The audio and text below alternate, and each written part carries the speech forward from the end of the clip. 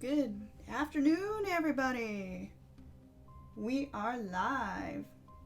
This is Angela R. Sasser, artist, mask maker, and writer. I make all the things, and if you enjoy what I do, you can check out more art at angelasasser.com, which will show you to all the different galleries that I have online. Today I'll be working on this gal right here. She's a sticker design that is for a birthstone series that I've been doing. And you can explore more of that birthstone series at this site right here, which I'm going to drop in the chat. They're called my birthstone goddesses.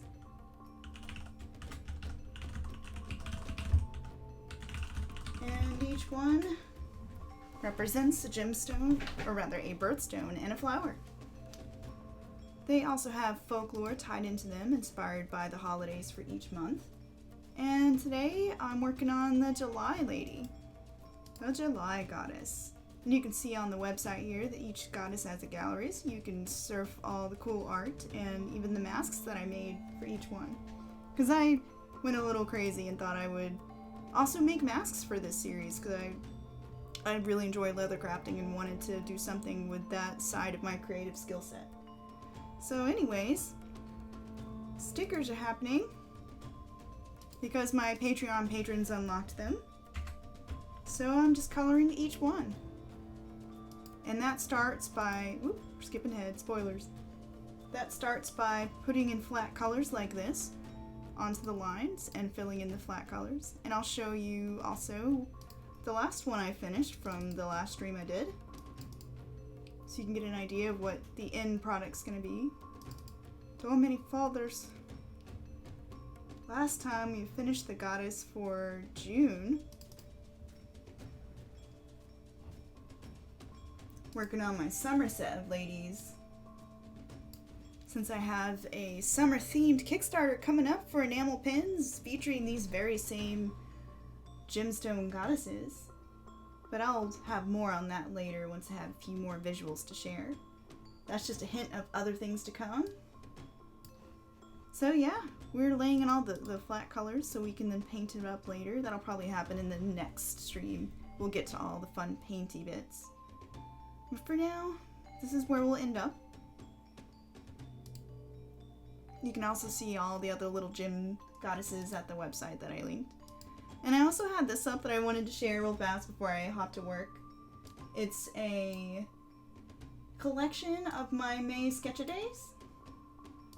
If you haven't heard of it, May Sketch-A-Day is happening right now. And it's basically a art challenge that happens in May where you are challenged to just draw a thing a day. It's that simple. And I'm using it to just have fun.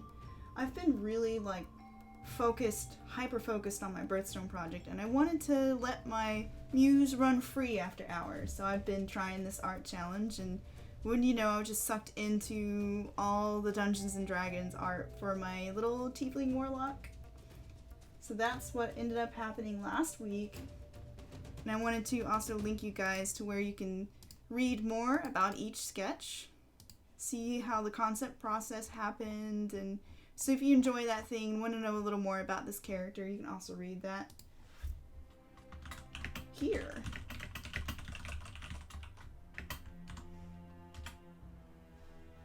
So yeah, all the links in the chat. Sorry, Facebook people, if you're tuning in on Facebook. I don't think my comments will show up in the chat because I'm using a chat tool.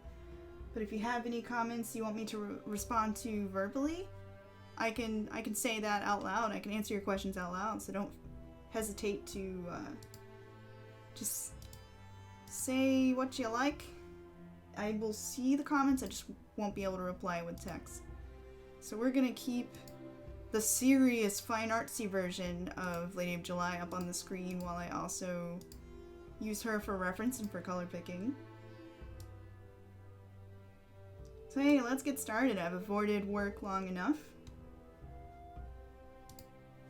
So let's do this. Oh. Whew.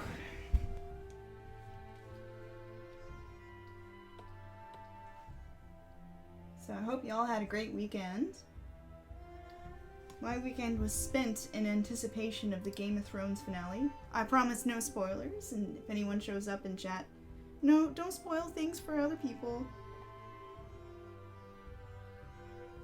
But yeah, I was in anticipation of that because I've been watching the show for as long as it's been on. And it's crazy. The news was like, people are gonna take off today, like it's a day of mourning. Which I suppose for some people it is. Because that, the series definitely takes some twists and turns that maybe not everyone was expecting. Or wanting. But you know what? I just have to say, oh hey, there's a Psyche! Hey, always good to see ya. But yeah, no matter if you love or hate Game of Thrones, and that finale has left you scarred, I just love it. I will always love it for the way that it's brought people together for the fantasy genre. Like, I grew up loving, like, fantasy books and movies, and it was always kind of seen as this childish endeavor.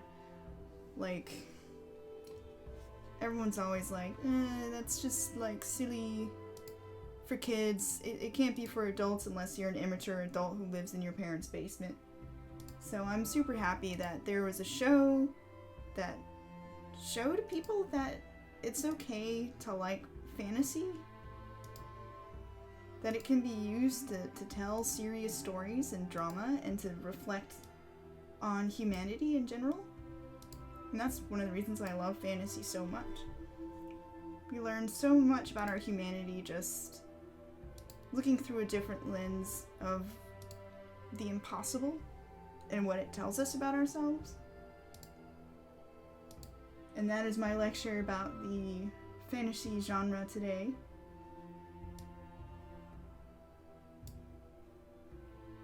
I'm sad it's over, but I know there are spin-offs coming, so I'm hoping the spin-offs will still do well. Because I'm in it for more drama with dragons. But instead of Game of Thrones, there's like, or outside of Game of Thrones, there's also even more fantasy series that are happening now. Like, during the Game of Thrones finale, they finally teased His Dark Materials as a series. And that, I never read the books, but I did love the Golden Compass movie that came out.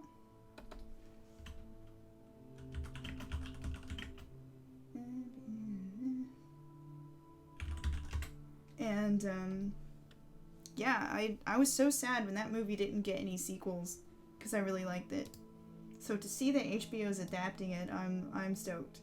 I hope it is another cool fantasy thing that people can enjoy.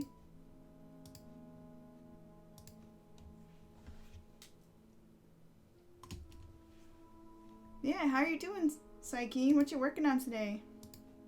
Doing more May sketch-a-daying with me?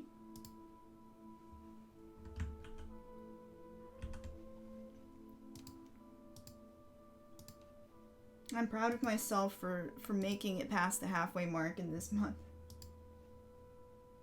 Lunch.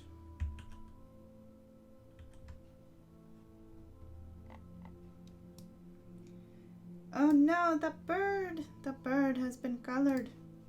That means there's an open loop somewhere. We must fix it. Oh, I see it right there in the stomach.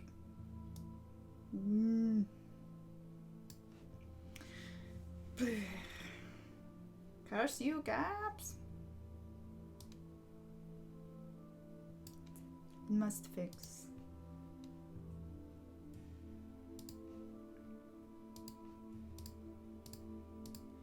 The other fantasy series coming up, they're also doing Watchmen. I'm curious about that because I liked the movie. Oh gosh, am I on the wrong layer? Oh, okay, yeah. Whoops.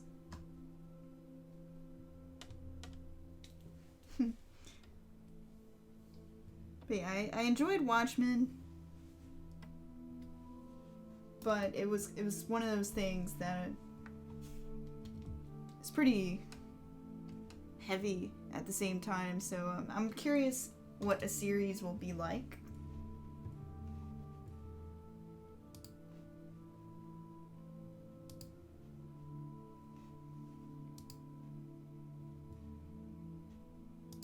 You think what other...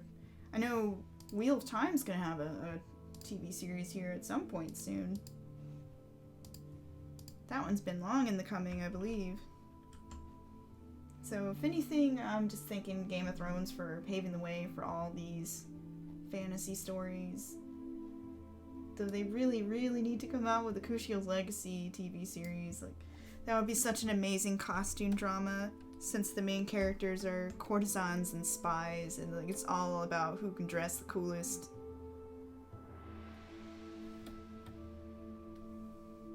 Like, who can be the most fabulous courtesan. And I would just watch it for the costumes, even though I know the world and the story are pretty amazing too.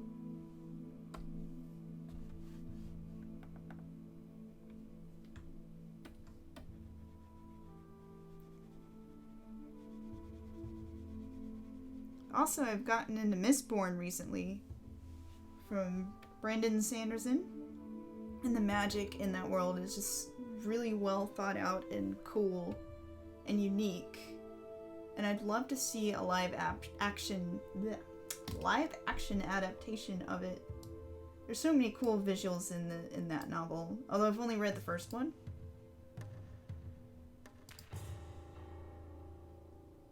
Funny story about that is I intended to start reading Wheel of Time,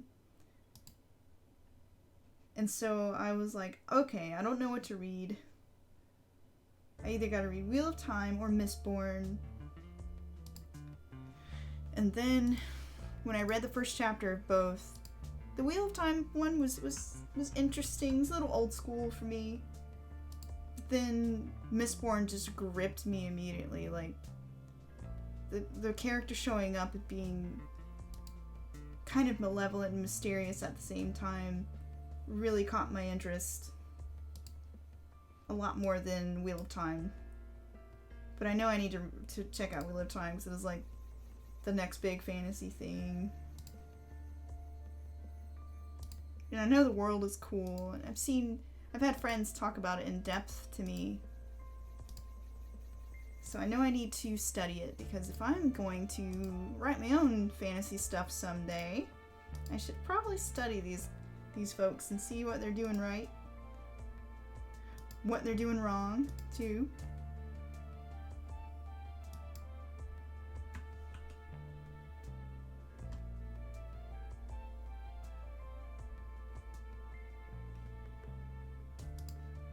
Yeah, I'm unsure if this switch should be orange or yellow.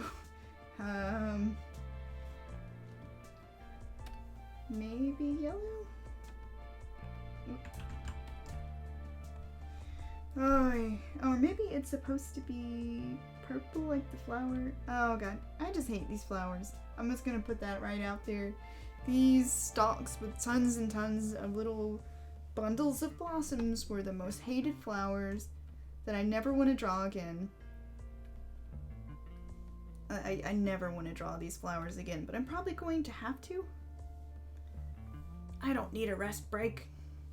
I just got on.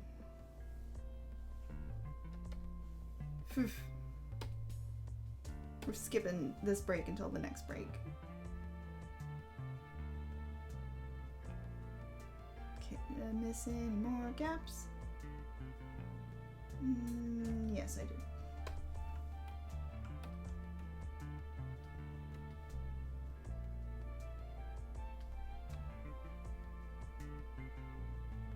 So, Delphinium / Larkspur. I hate you. Love, Angela.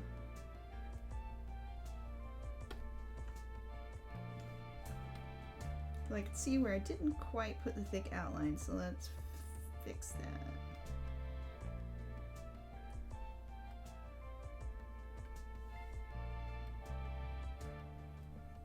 So now that Game of Thrones is over, I'm gonna have to rewatch it now. Maybe if they either on streaming or if they come out with some mega box set, which I know they will. I'm definitely still gonna add it to my collection, even if I felt like that last season was really, really rushed. But I'd like to watch it and kind of knowing how it all turns out, if I can see how I process the earlier story. Even though I've kind of been through the show, at least the seasons 1 through 7, about 3 times already. It's one of those shows I love to put on the background while I'm working because the music is cool, the visuals are cool, and because I've seen it already, I don't have to pay too much attention to it. So it's good background fodder.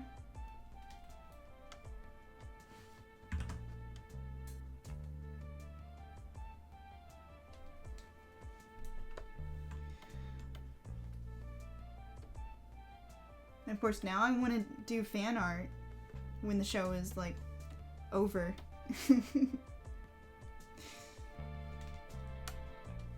It's funny, all these years I haven't really had an idea to do any kind of fan art, and now I'm like, ooh, I have ideas for fan art, but now it's over and maybe people don't care anymore. I know there are gonna be some heated fans. There are already some heated fans.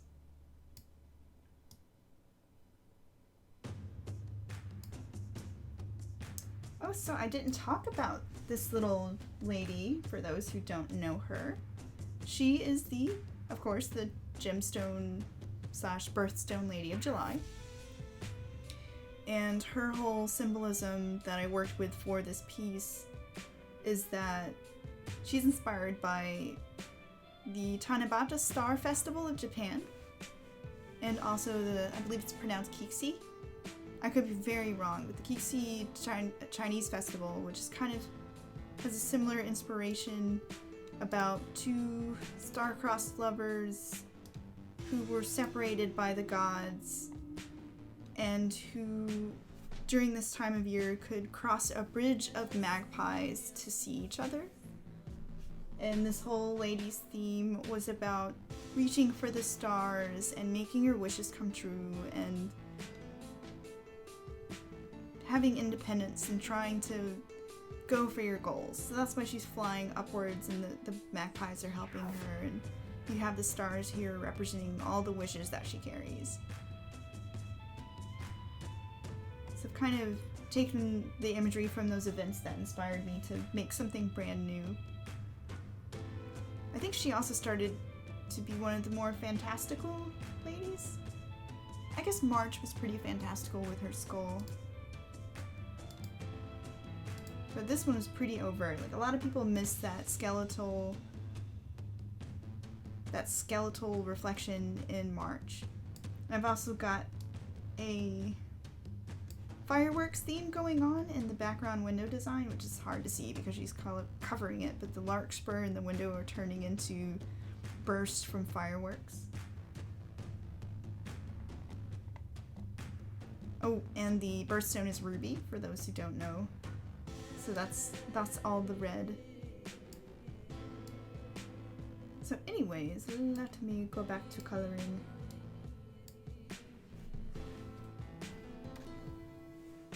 She's a fan favorite, this one. Which I did expect because she's got a lot of interesting elements happening that are sort of unique to her. Oh, and of course the little image sponsor scroller I have going. You can see sketches from, hopefully if it's not broken. Oh no, is it broken? Oh no, there it is, okay. So the images that are scrolling through on the bottom right of my overlay show sketches from the process of making this lady, or this goddess. So enjoy. I wonder which image is broken. Darn. I don't think I can fix it while we're live. So I'll have to troubleshoot that later.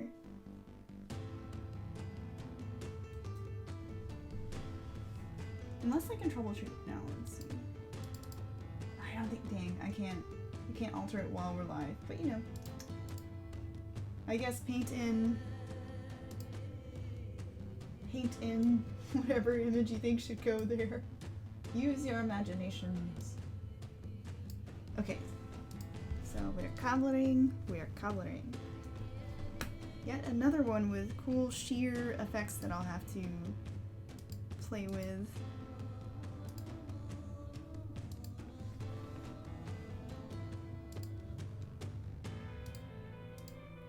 Her fashion was also very Hanfu inspired, because I love the structure of this dress with the sleeves.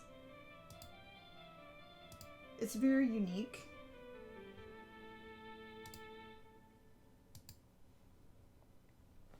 Ugh, let me not get bad about layering my layer or naming my layers again.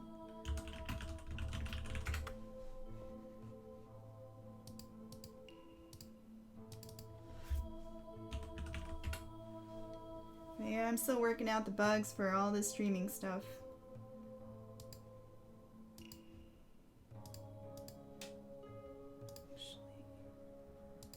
Gotta remember to expand the selection by just a couple of pixels, that way it overlaps the line.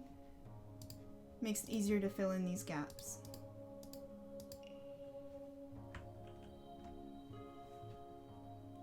I'm actually excited I get to show her face from a more front angle, because she's got some cool makeup and some cool hair, but I don't get to show it off as well because of the way the image composition is. So hooray for getting to show alternate angles in these different pieces I've done. She also has super cool makeup.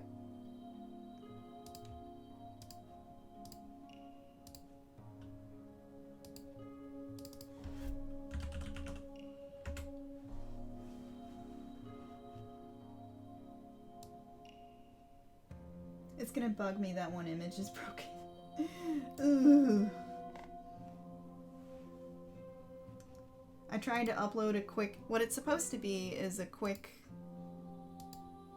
image of the leather mask that I made for this goddess, because the photographer did such a lovely job with it. But that's what I get for preparing at the last minute.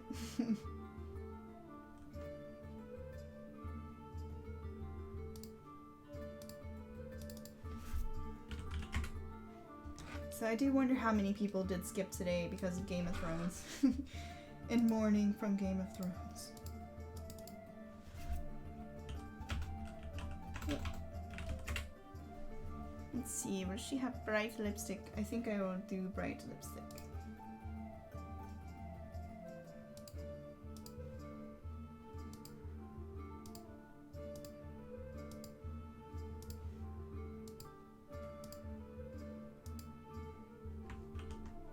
To match her eyeshadow.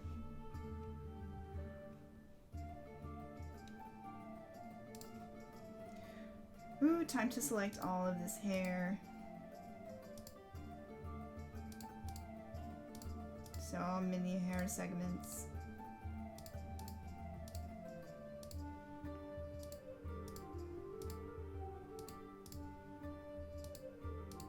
And I can't remember if I mentioned it, but all these little talismans with the stars represent wishes.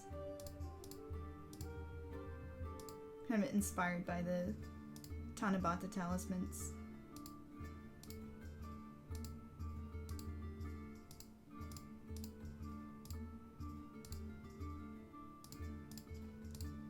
I really can't wait to share the enamel pin design for this lady too, because she's her enamel pin's gonna be really fun with the stars worked into it.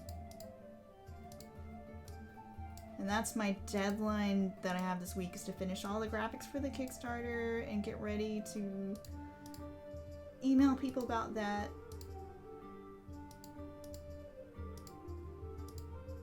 Let's get the hype train going.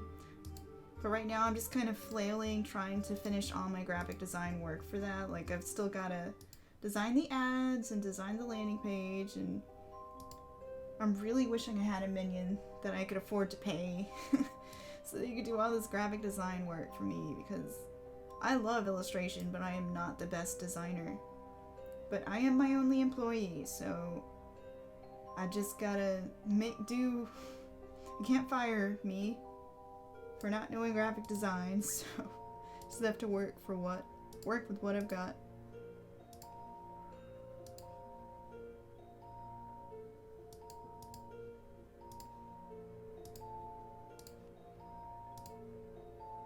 But I just promised that hers is really super pretty, and I can't wait to share it. We're gonna make that hair lighter because it looks very... There's a lot of lighting effects going on with this one, so color picking directly from it, the values are gonna be too dark. So I'm definitely gonna have to tweak here. Like, kind of like the darker complexion on her.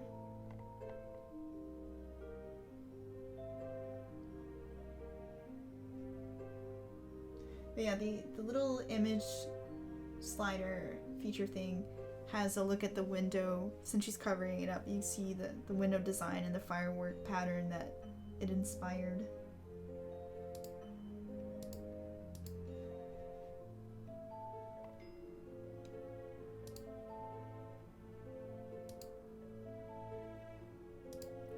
Forgot to do the skin here.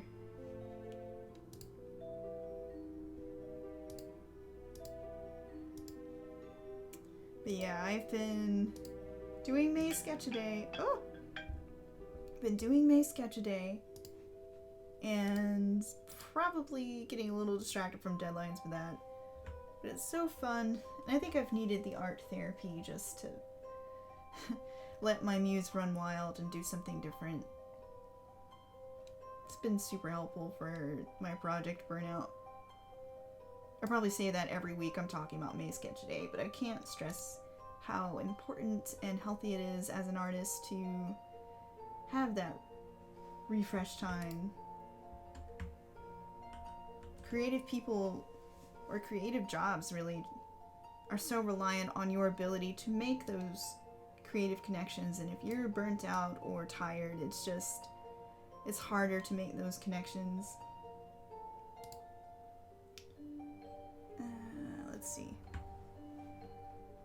I'm going to get these pupils in since I'm going to remove the lines. So let's make a layout for pupils.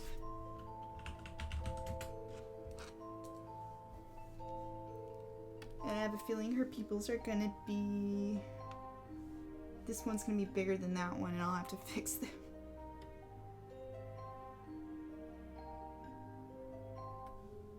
My eternal battle.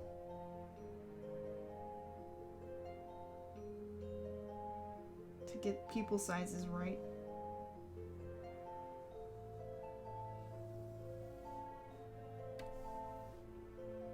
I don't think I ever decided how deep red I wanted her eyes to be either. These rubies are fairly dark. And I definitely wanted her to be... Ooh. Well, no, that doesn't look too bad. I wanted her to be differentiated from January, who has the bright garnet eyes. And garnet, to me, is a bit more purpley pinkish red.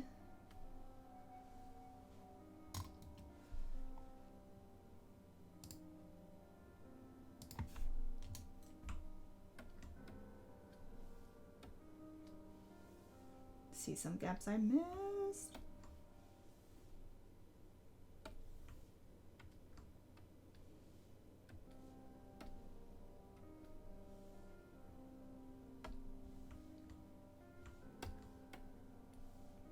She has these sassy eyelids.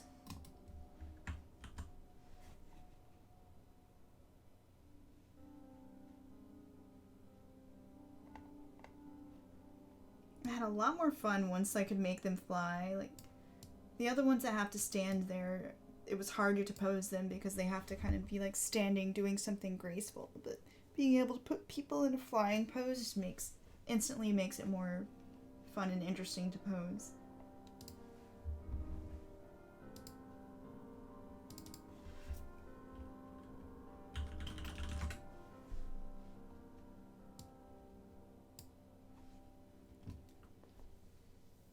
So So yeah, I hope you guys have had a good weekend. Feel free to tell me what you're working on or talk about what you're up to while you're watching me stream. And I'm gonna fix these jaundiced eyes. Just want to get in a warm pale color. So then I can hue slide them to correct.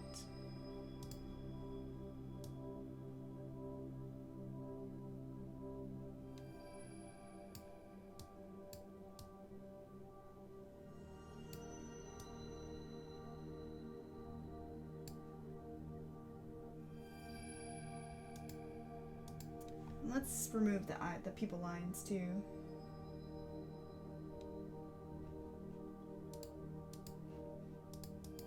Time to erase these. We do not need them anymore.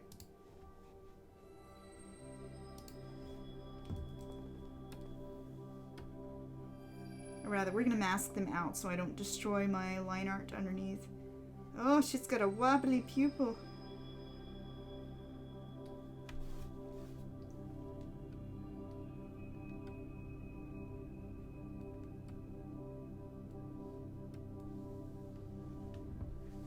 Hey Sandy, good to see you.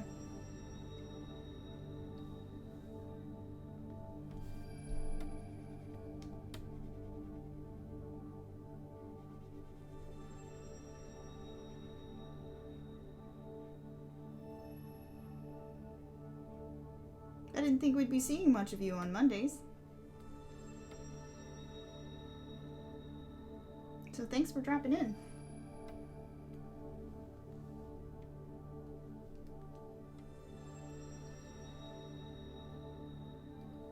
Ah, it's after Kendo class. Glad it's still going well, besides the sore feet. Then I will come back to tweak the pupils. I think once I lay in all the colors, I will then figure out if this red is too deep.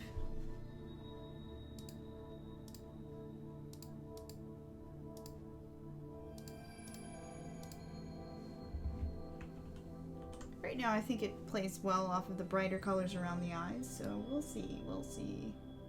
Let's get the rest done first.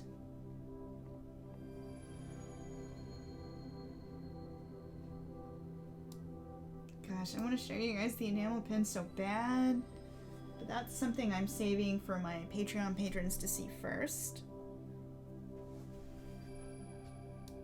So hint hint, nudge nudge.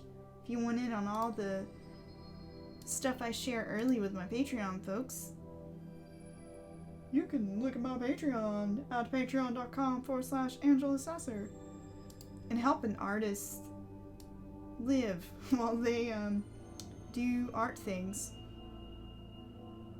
Because we like money and eating.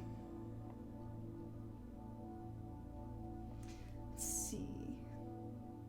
I have no idea what to color these ponytail things, so we're gonna skip them. Let's do the lanterns. Lanterns are easy.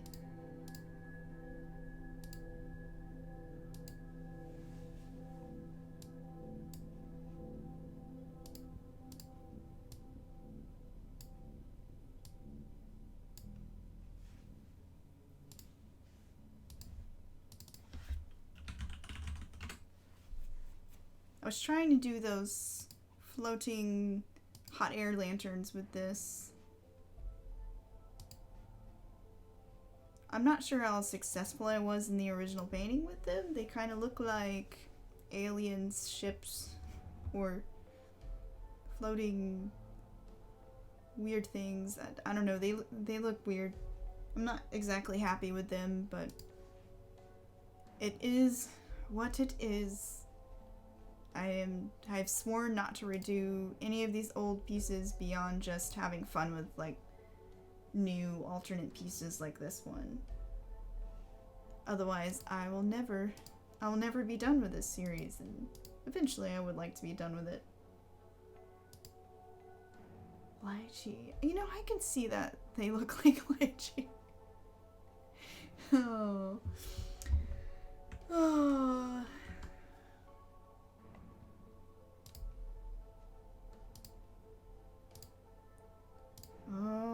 Miss July. This is my husband's favorite lady.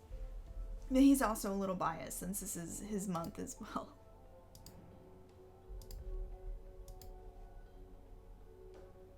I think that's maybe subconsciously why I gave her white hair, because my husband loves white-haired anime characters.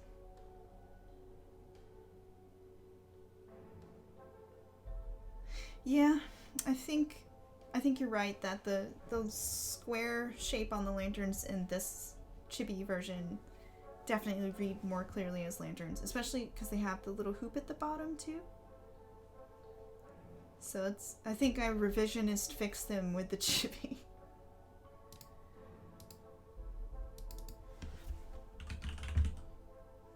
And there's another like header design going through the scroller as well that I think I fixed them as well.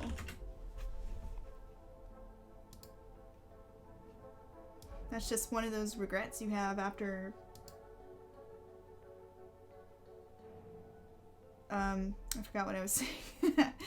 I was reading chat and my brain went bloop, there goes your thought. Oh, that's just one of those image regrets you have with watercolors, because watercolors is just one of those mediums that you're stuck with your poor decision making. That's why I do so much image testing and color testing in Photoshop before I actually get to painting, because I like to define everything before I get to the actual color part. Of course, that didn't help me in making the structure of these. I'm gonna go to my deathbed going, I wish I'd redrawn those lanterns.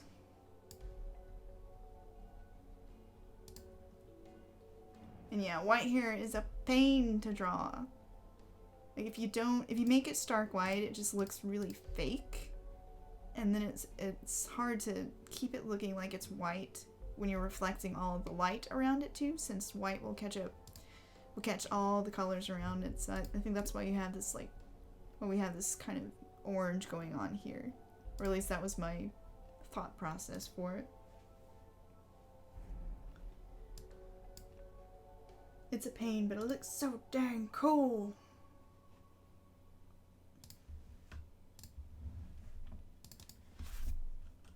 Oop. Alright, magpies next. Magpies are fun. They're such pretty birds.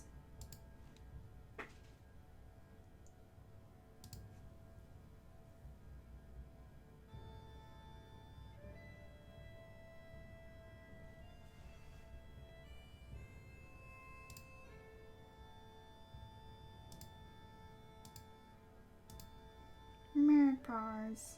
I love how iridescent they are too. They're just so pretty. Even if they're kind of trash birds. Pretty trash birds.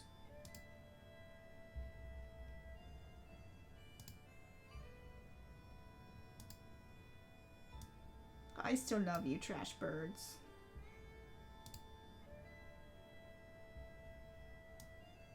Did I only put 2 magpies in here? I had much self-control with this. I'm proud of myself.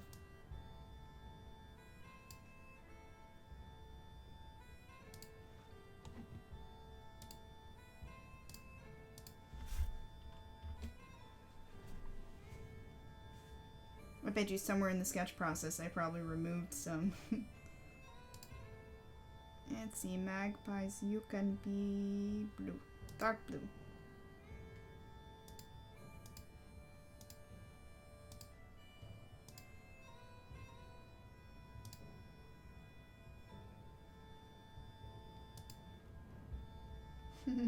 Oh, hey Nick. I see you there in the Facebook.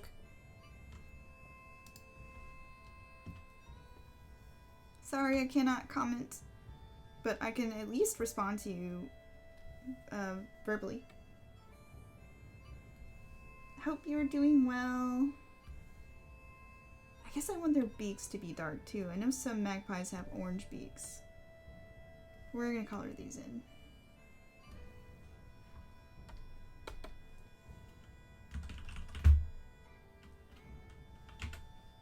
And Magpie too. Can't get creative with these names.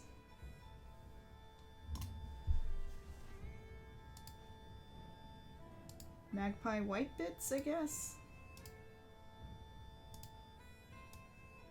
Welcome to my awesome, intriguing streaming show where I meticulously fill in spaces for like 2 hours. And go mildly insane by the end of it.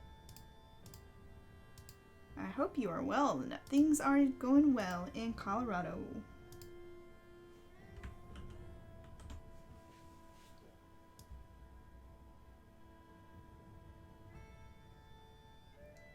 For those who don't know, I am streaming with a multi-streaming tool, so it actually streams the stream to Facebook Live and also to YouTube and Twitch. So y'all play nice together. If there's a place that's easier for you to watch, you can switch over to whichever place is easier for you to watch. Oh, she's coming along nice. She's so pretty.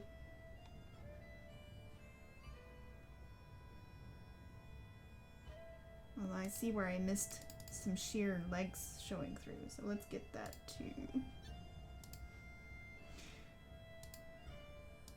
I love outfits with sheer bits, but they're a pain in the butt to draw too.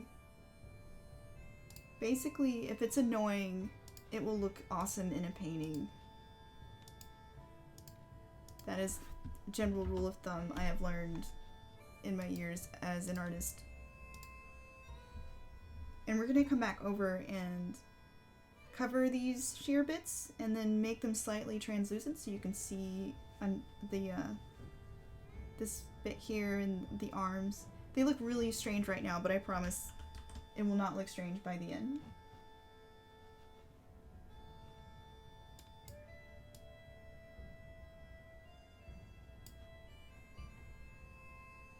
Okay, the space between the eye here and the pupils are bothering me. I think I'm just gonna like get rid of that space between the eye and the outline because it's really weird looking to me. The not quite tangent doesn't work.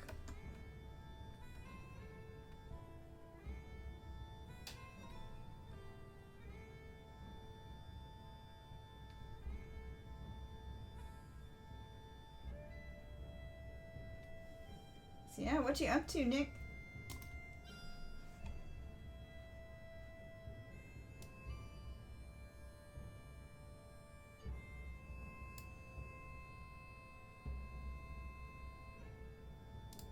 Thanks for hanging out with me while I meticulously fill in gaps.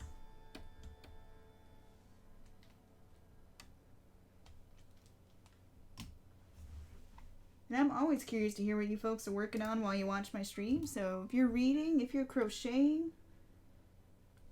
if you're writing, feel free to share. I'm always intrigued by what people are doing while they watch me meticulously fill in shapes.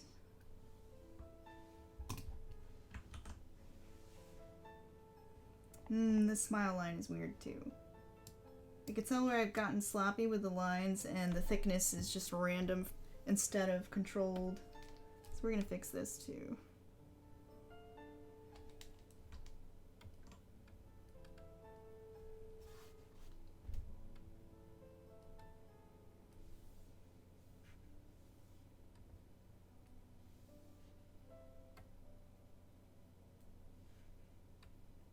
She's also very Betty Boopish.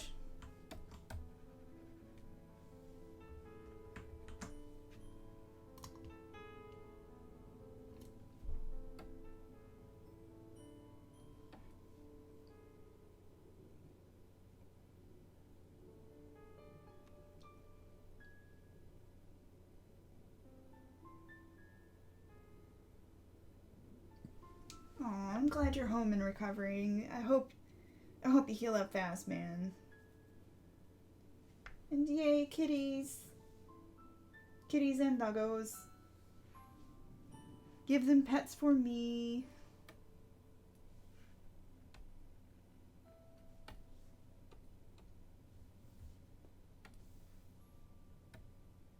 Now I'm gonna add the space back in. I'm gonna tweak with these until I freaking get it right.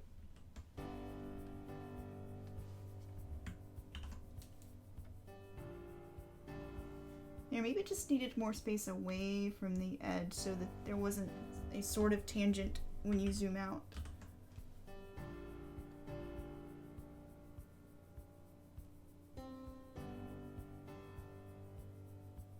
And it may just be that one of her eyes is a little smaller than the other.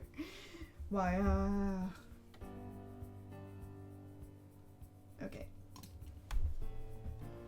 We're gonna fill in more colors before I get trapped in tweaking the eyeballs to get forever, so. Alright, on to the dress.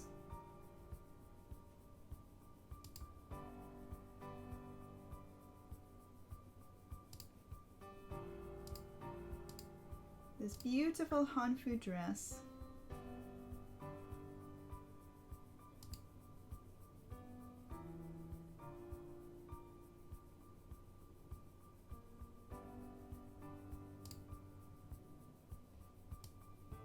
Which I really want to draw more of this style because I really like it.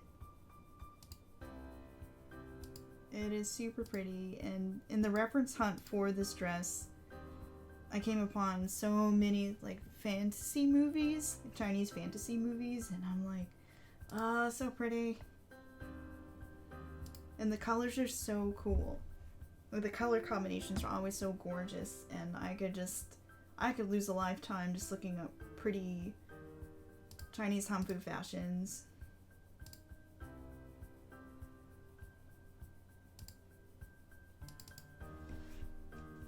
She was also an excuse to do red and white as a theme, which is something I'd been wanting to do in an image for a long time, because I find this theme really, really pretty.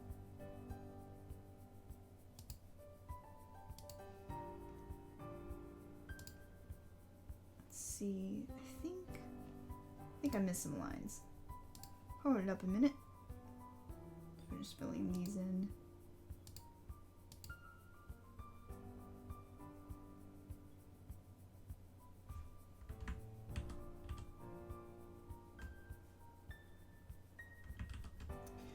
So that's gonna be sheer.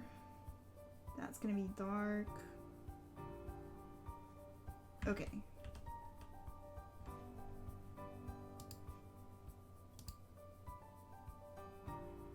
Actually, let's do this in a different order. I'm gonna work on the dress in layers.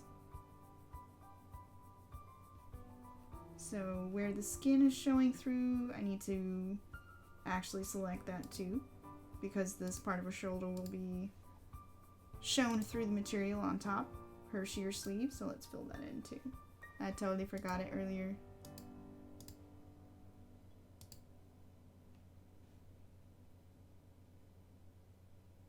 Yeah, I should just copy and paste the pupil, but I think it is a slight problem with the size of this eye being smaller than the other as well. But I'll tweak it later on. I don't want to get too caught up in obsessing over it at the moment. But that is a good suggestion. Sometimes I carry over the errors of my hand drawing when I'm much less precise, since I tend to do a lot of my work through hand drawing instead of using the lasso tools or copy and paste. Do everything the hard way.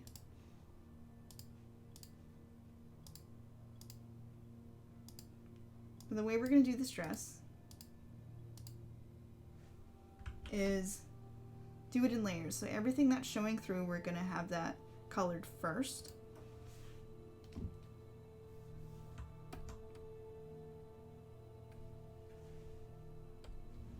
Because there's a sheer material on top of it with the sleeves and the skirt. So the main skirt is actually a deeper red. And that's also going to be below the sheer fabric. So let's go ahead and do the main skirt first.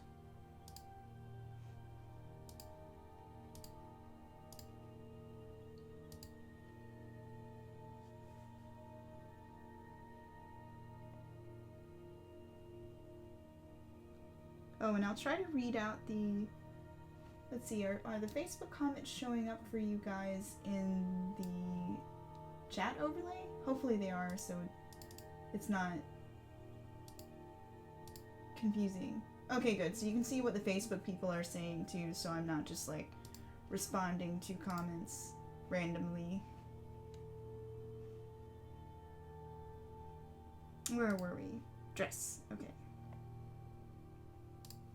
Although I'll still try to read out my comments for those who aren't watching specifically. Because I know if you're like me, sometimes you just have YouTube videos on in the background and you're not quite looking at them.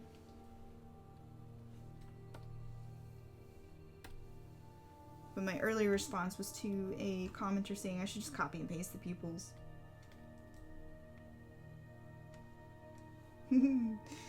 These are some BS feet, let me tell you. That's the fun of chibis.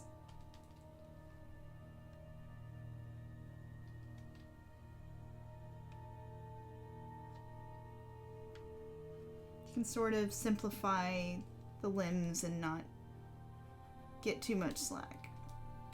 Because chibis definitely aren't about showing all the details.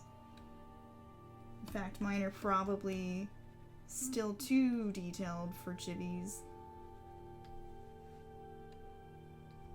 But y'all know me, I can't help myself. I must detail.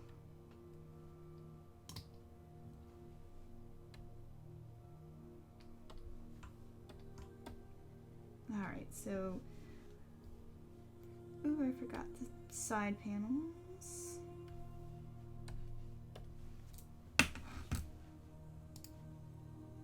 Side panel's a part of the main skirt thing too.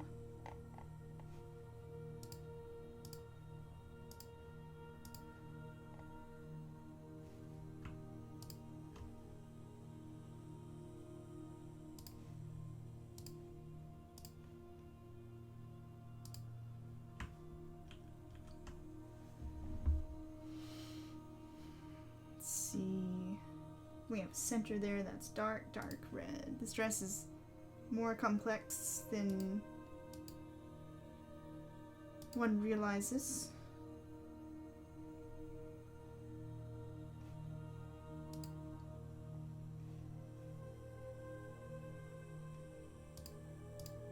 Wish there was a shortcut for expand, but I don't think there is.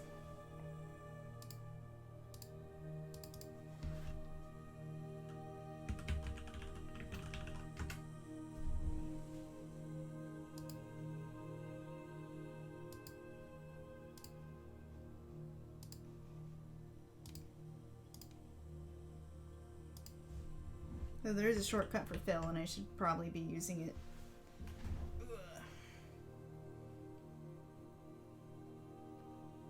Oh no. Sani says I should try for a new style of hyper detailed chibis. No.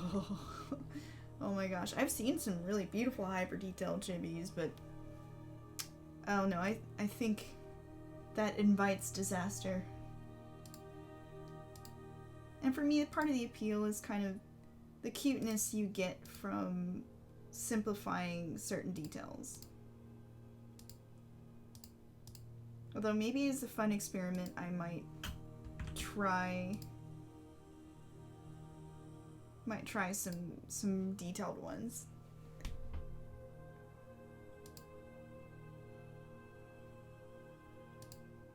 Oh wait.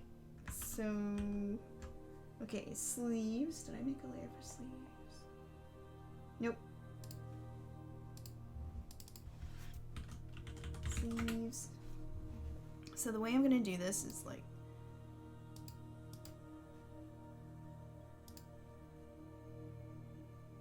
everything that's sheer, I'm actually just gonna put color in everything that's sheer here. Oop, not her hand, not her hand. Okay, I think I've selected everything that's gonna be sheer. And then the fun part.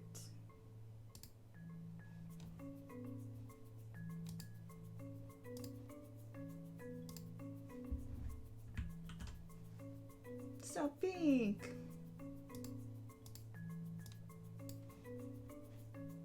I think actually it's a little too pink. But just bringing down the opacity then gives that illusion of sheer because it's showing all the colors in the background.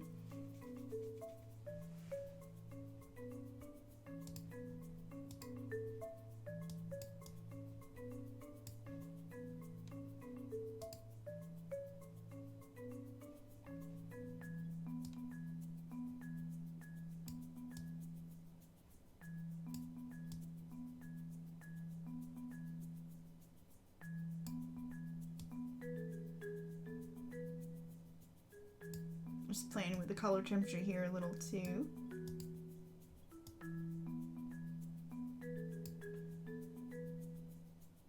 Just to take some of that super pink out, because I think I prefer this to be on the warmer end and not the bubblegum pink end.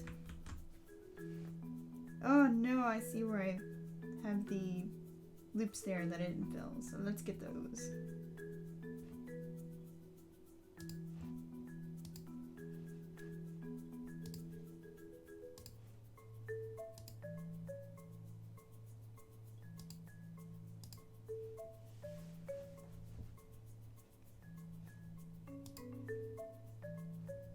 Gosh, I could use a snack. Ninjas, deliver snacks. Aw. One day that's gonna work, that ninjas will deliver snacks on voice command. That is the goal of this channel.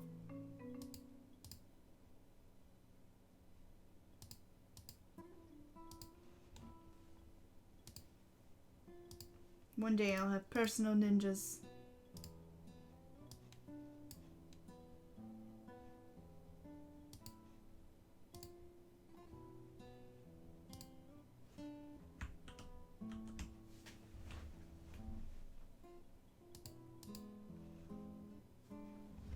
Shift F5. It's actually harder to do Shift F5 for me because my keyboard is underneath a desk, so I have to kind of like reach underneath the pull-out keyboard. So it's just faster for me to go to Edit Fill right now. I need to invest in one of those keyboards that you can kind of put on top of your Cintiq and press.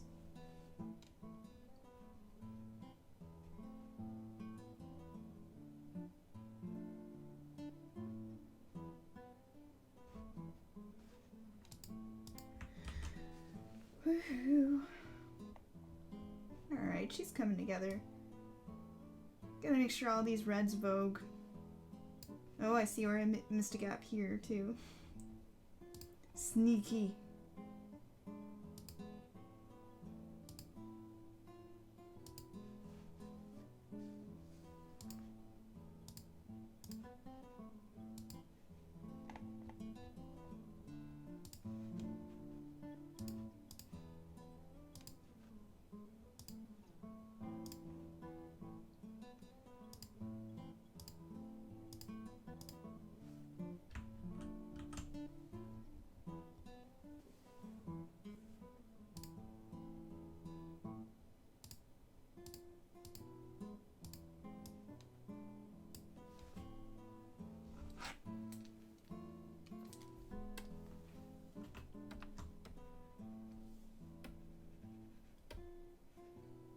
So I always like to recommend TV shows to you guys too. So I watch, well, not just TV shows, but like stuff that I think has good stories and is generally pretty inspiring for artists and people who like good stories. So I started a new one today called not today, but yesterday, called The Terror. And it was originally on BBC, and it's being shown in the US on AMC.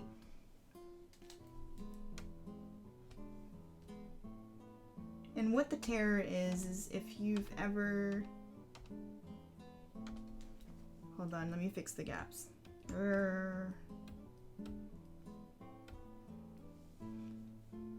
There's an expedition of ships that was sent out from England who were trying to find the Northwest Passage. And this series documents what happened to this expedition because they disappeared. And what happened to them is they've got a few clues here and there, but it's still pretty freaky that they just disappeared. And I think they eventually found the ships in a bay. But like, yeah, the people had abandoned ship and were just trying to find their way back home. Or find the way to the Northwest Passage on foot. It's a really interesting story. Just historically, you should look up, I think it's called the Franklin Expedition. Or look up the HMS Terror and Erebus. Fascinating stuff. Because I'm intrigued by shipwrecks and survival stories. So this caught my interest. But the Terror TV series takes this Franklin expedition and gives it a horror spin. So it's kind of surreal, and there's maybe some not quite normal stuff going on. I don't want to say too much because I don't want to spoil it, but it's pretty cool.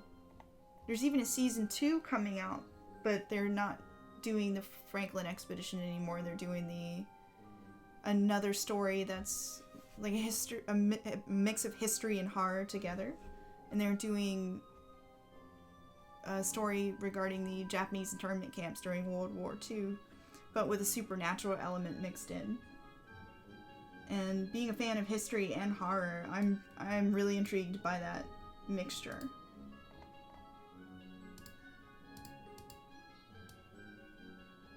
So I'm only on episode 1. But I really like what I've seen thus far, so I thought I'd recommend it. And now I've got to look up and make sure I'm recommending the right thing, like Franklin Expedition. Oh, random marked. Yes, it was called the Franklin Expedition. Yep, okay. Yay, my brain works!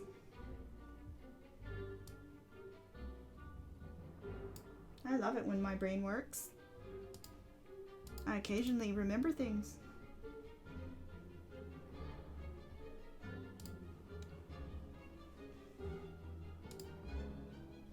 The closest that we've really gotten to historical horror has been the American Horror Story series,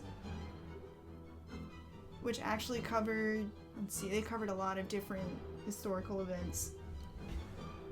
But they do it in this really over-the-top kind of gratuitous way, which I still enjoy the series for the most part, but I don't enjoy the gratuitousness of it. So I'm liking how the Terror seems to be evolving into a much more subtle history horror series. And I guess if it wasn't apparent by now, I'm actually a pretty big horror fan. But I like more subdued horror. I'm not big into gory, sensational horror. But I know it's hard to find horror like that that's more subtle. So I always like to pass on recommendations for people who might not have heard of them.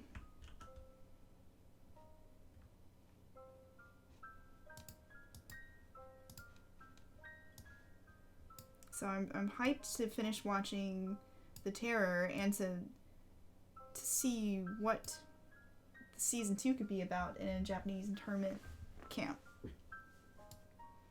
Like I'm sure I have a feeling it will deal with some kind of yokai.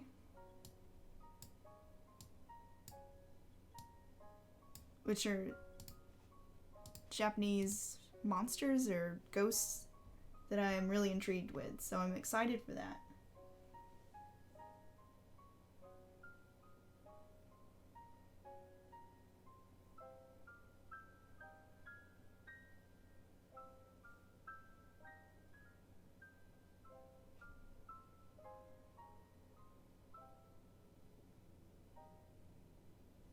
Gosh, yeah, Nick, I can't believe how often you've had to deal with that. and that they've not been able to give you a more permanent solution. So I really hope they can find out something, because it's got to be miserable having to come in and out of the hospital as much as you have. I'm just glad that you're younger. It's a lot to go through at any age, but especially when you're older.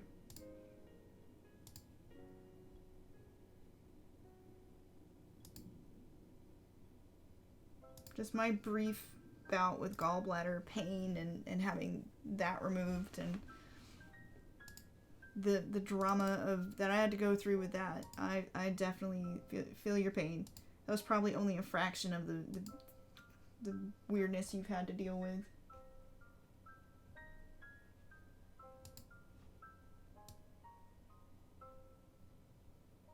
And yes, yokai are the general term for supernatural beasties and spirits. You are correct, sir.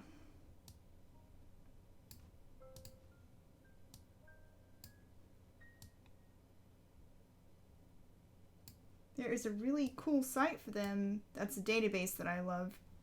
That was inspired by a book called, I think it's the 100 Demon Nights Parade? It might be 1,000 Demons Night Parade. I'm sure if you put those terms into Google, it'll turn them up. But it's a really, really cool database created by an artist who was cataloging all of the yokai in one place. And he draws an image for each one. It's super cool. I learned so much. Like, there's a yokai that's a whale, like a ghost whale, and it's just such a unique idea. Gives me lots of inspiration fodder for creatures and ghosts in my own fantasy worlds.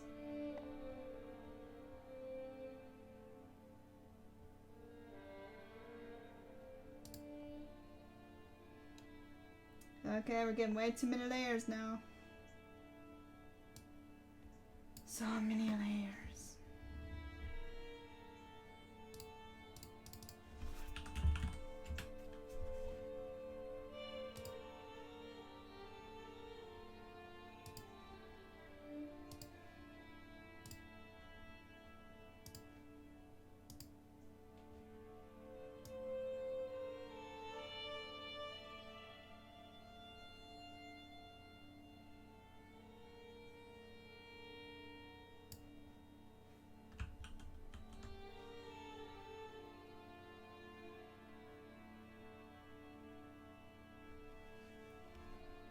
Good. I'm glad that's going to be a more permanent solution for you.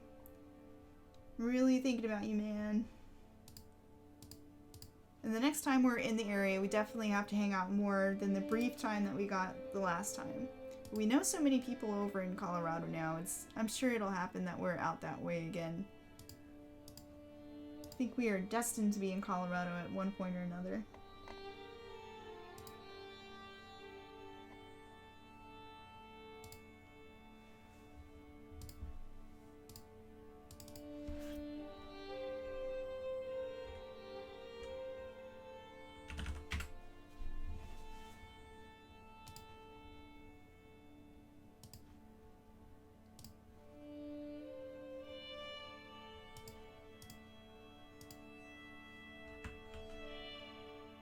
Colorado's still one of my favorite places too. It's just beautiful there. I think the air would be healthier than here in Georgia. We're in max pollen invading my brain season right now.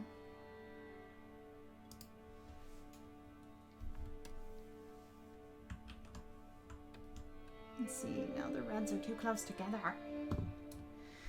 Okay, let's change the temperature of that sheer layer again for her sleeves.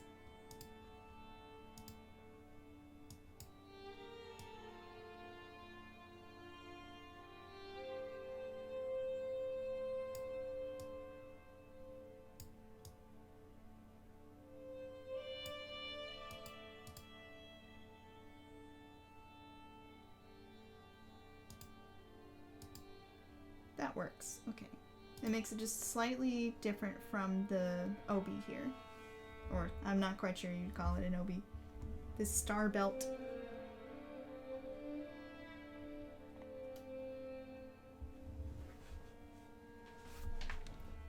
I keep hearing like horror movie scratching on my window, and when I look over, it's chipmunks playing in the bushes. They are so adorable, you guys.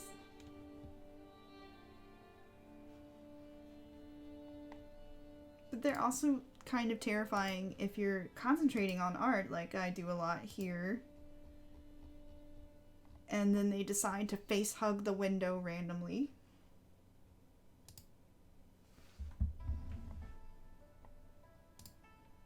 I'm never prepared for it.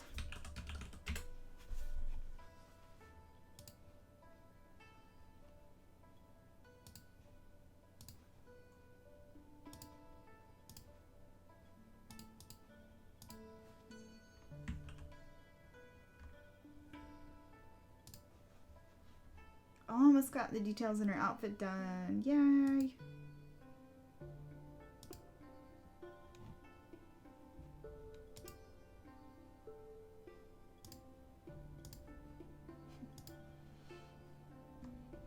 I miss your jokes too. Together we're the cheese balls.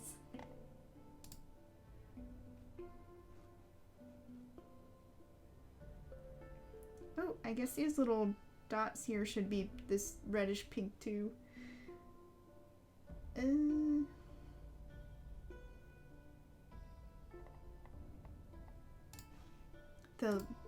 It's funny, the more these are getting more complex as I go along. Just goes to show you, it echoes my journey that I had originally with ladies. Oops. Wrong color.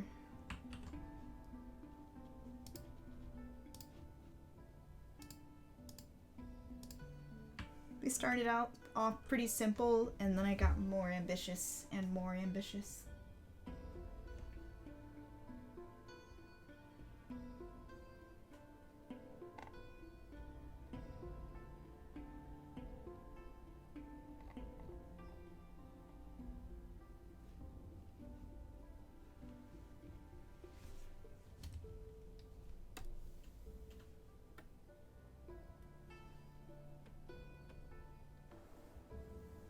These are too small to use the select wand for, so we're just gonna do these manually.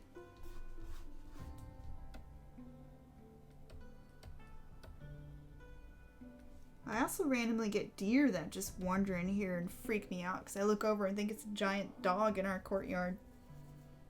Or in our entryway place. It's just a deer, just eating our bushes.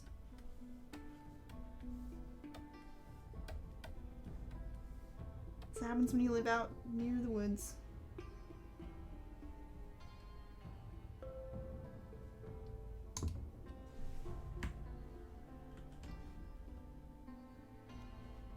Yay, she looking pretty.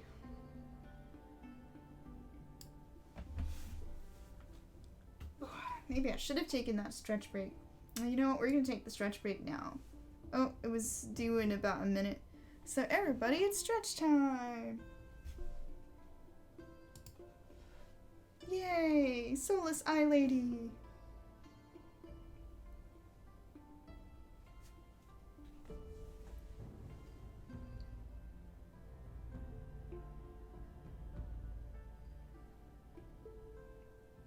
Oh gosh, Nick, I remember when we were visiting Colorado, we saw elk. And I could not believe how big they were. I think it was elk. It was a big thing that wasn't a deer that had big horns, so I'm assuming elk.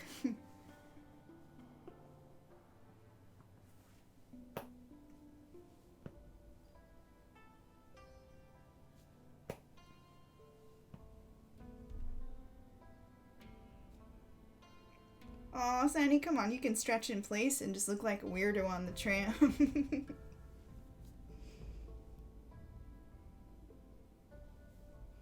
I heard the elk get real aggressive out there, too. You have to be careful. During mating season, they just turn into big assholes.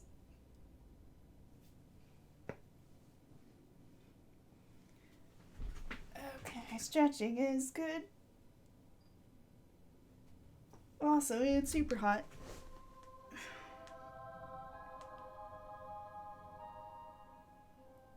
See, it is like...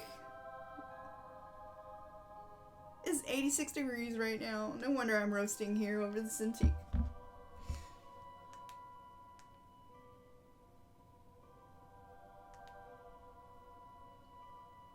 Yeah, there's just a slight bit of lag I noticed with the comments. Probably because it's getting fed all the comments from Restream.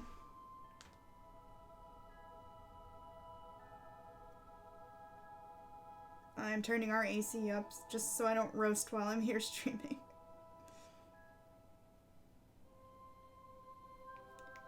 As I'm bent over very warm electronics.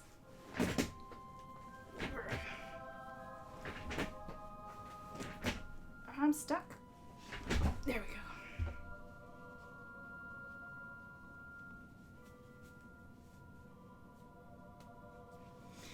But yay technology that I can kind of keep in touch on Facebook now. I'm so happy when Restream added that functionality. Seeing all sorts of not new, but old friends pop up in the streams now, which is always fun.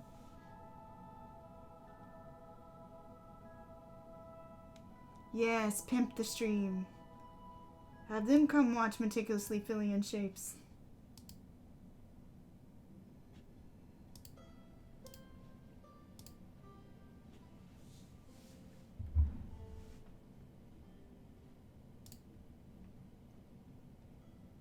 And if any of you are Amazon Prime users, you can actually subscribe on Twitch for free. And that, like, once a month I think you get a freebie subscribe. And it'll give me a little kickback, which also helps with paying ninjas to come bring me snacks. Which I totally need to put as a goal on my Twitch overlay, or my streaming overlay. I know I can add goals, and that is gonna be a goal in there. Unlock ninjas. I'm not sure how much I'd have to raise to unlock personal ninjas, but we're gonna try. I'm gonna research that. Oh my gosh, what do I call this layer? Talisman?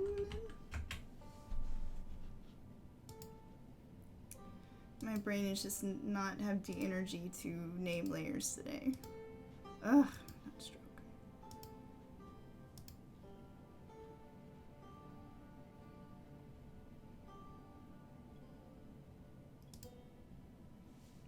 Yay, I have remembered more things.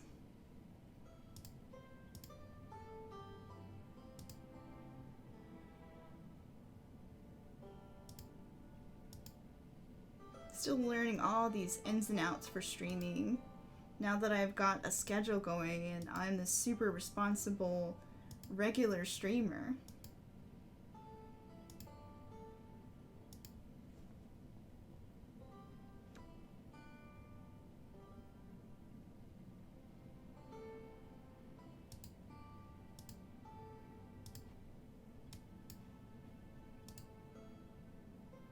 I love stars. They're so fun to draw.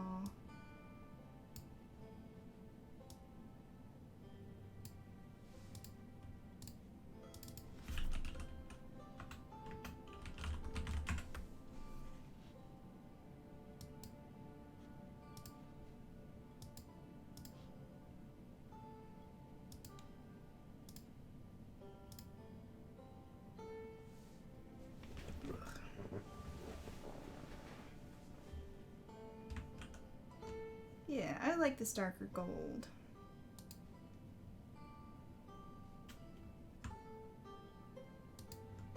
We are going to change some elements to this darker gold, because I like it.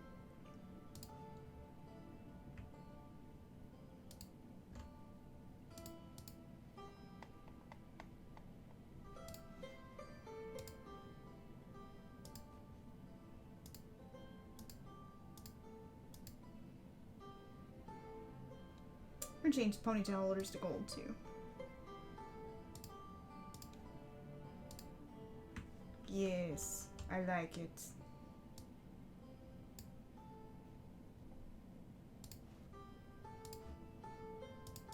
missed a spot.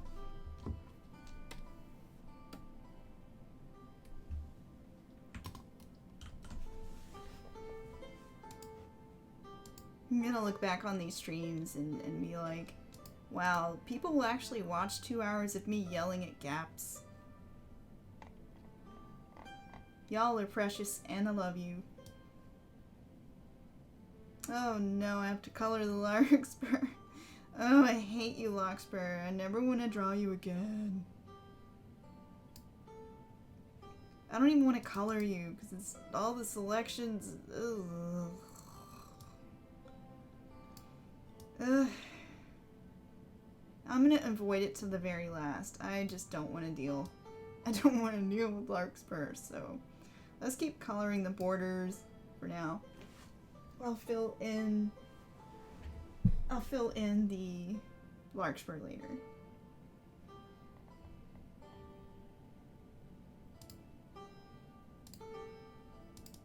It's definitely when your idea to do a birthstone series becomes more fun as an idea than the actual execution, which is the story of my life. I've got all these great ideas, but then executing them is not fun because I've decided to put like really annoying flowers in it.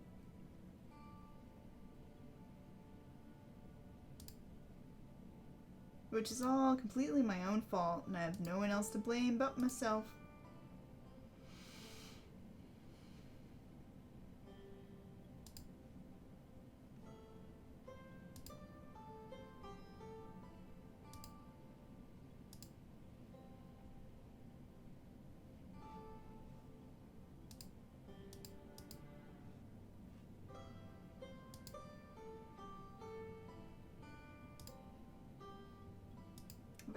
I'm not sure what color I had in mind when I was drawing this jewel thing up top.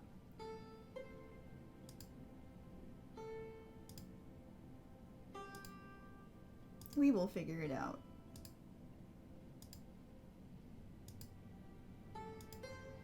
It's weird that it's not selecting the area cleanly. Oh, okay. I see a lot of really light lines that must have come... They almost look like fractals. How cool.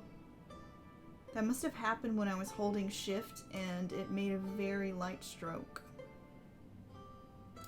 Interesting. So we're just gonna up the tolerance and hopefully it'll just... Ah! What'd I do? We're gonna up the tolerance and hope it just selects the whole area. Nope. More tolerance.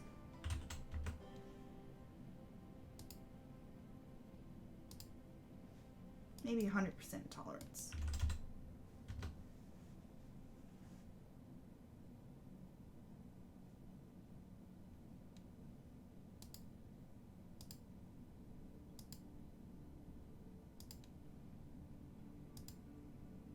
I never would have noticed those very light lines making the fractal shape until I had this problem, so funny how that works.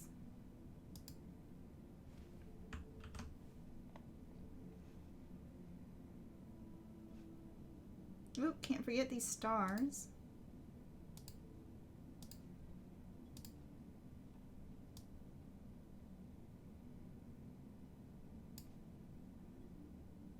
My little rockets.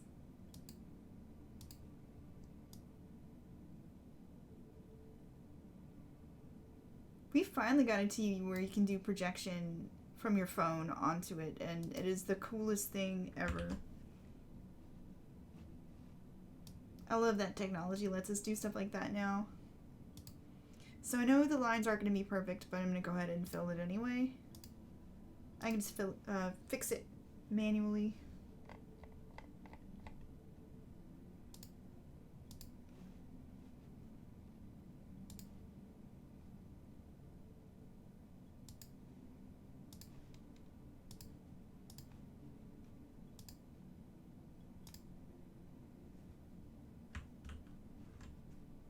Yeah, like I missed so many segments up here.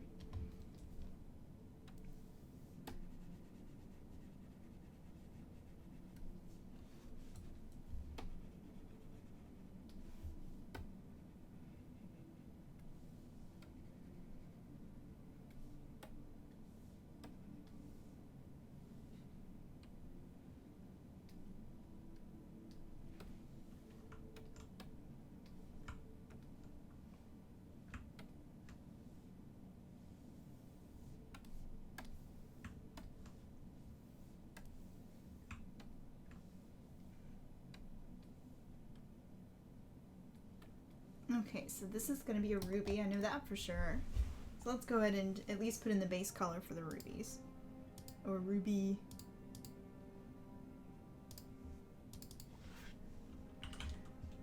Oh, what about you?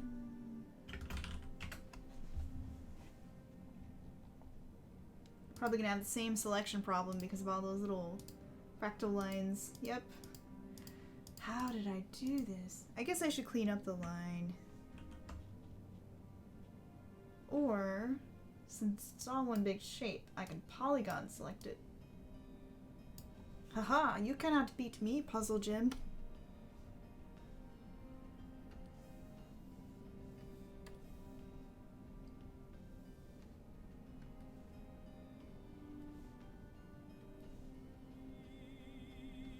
And just a little background, it seems like I fail a lot in Photoshop. It's because I actually have a background as a traditional painter.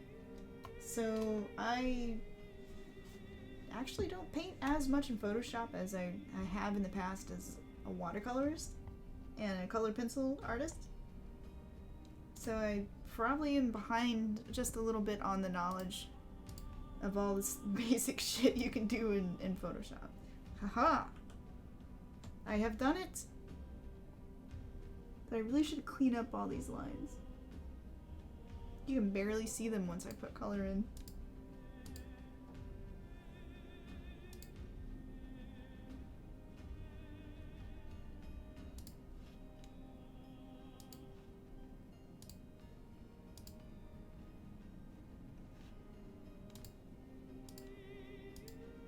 So while I've been coloring digital here and there for a while, oops,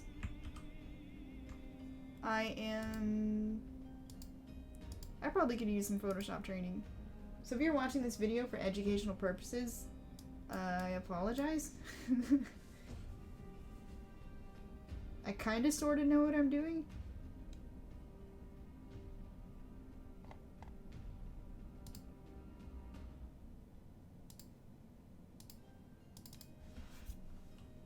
I can get the job done in Photoshop at least. I just may do it the hard way.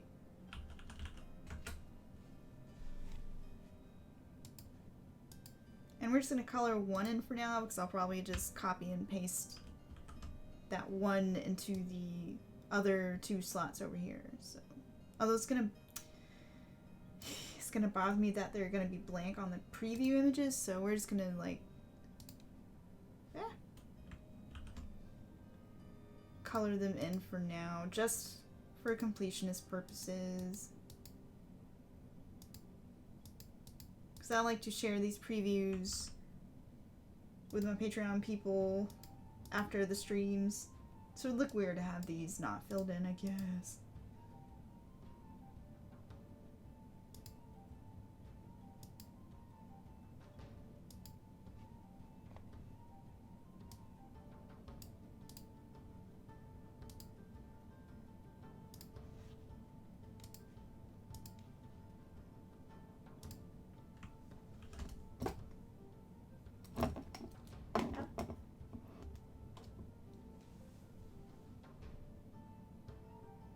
Nick asks if I know what vector art is and if I've used it in my work.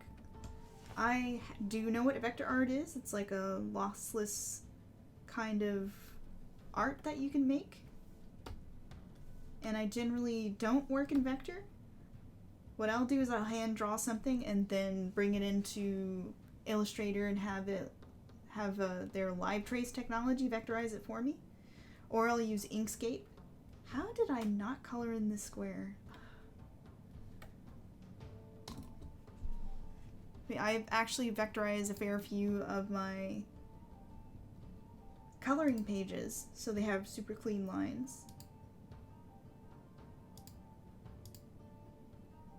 Although I bet if I ran this through a vector filter like Live Trace, it would probably clean up some of my problems.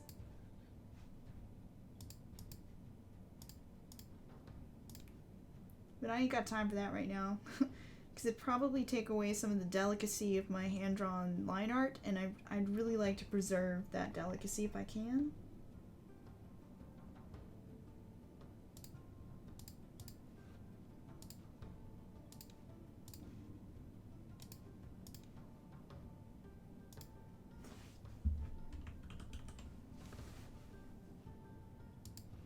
They actually come back and play with the hue of the ruby as well, because it's a little brown.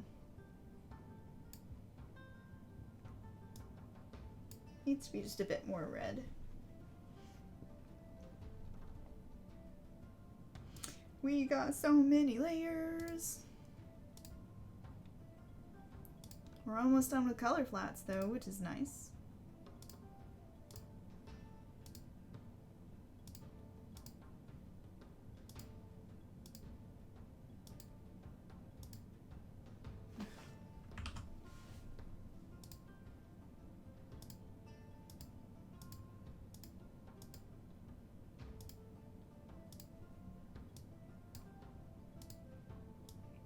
We are almost to the Larkspur, but not quite. I'm gonna avoid it for a little while longer.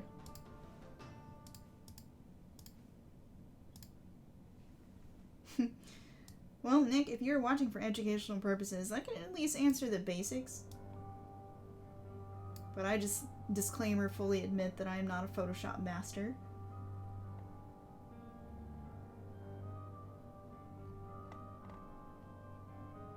I think I do things differently in here almost every time.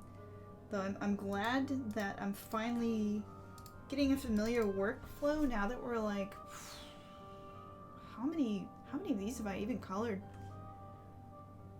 January, February, March, May, June. No, I haven't done May. I skipped ahead. Like 5, something like that. Numbers.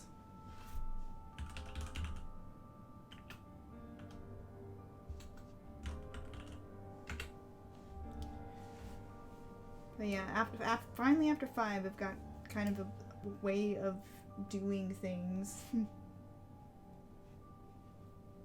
let's see, we're gonna make this like this nice orange color.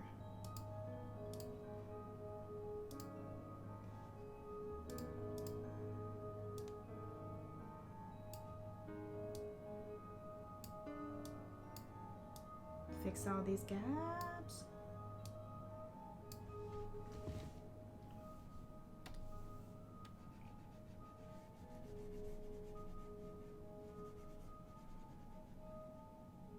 Yeah, sometimes when you hold shift to make a straight line in Photoshop, you leave a very light trail of a line if you're not careful. I'm pretty sure that's what happened when I was drawing all the facets in this ruby. So let's see.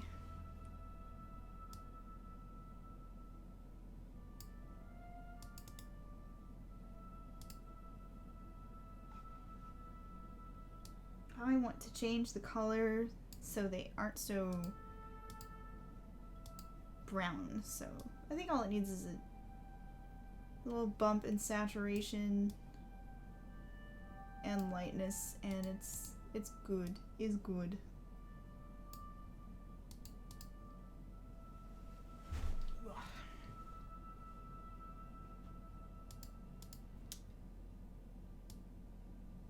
Yeah.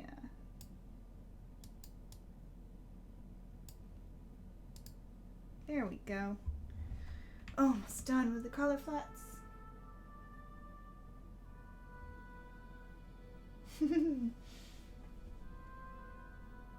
Nick says, Ruby, huh? Any sapphires?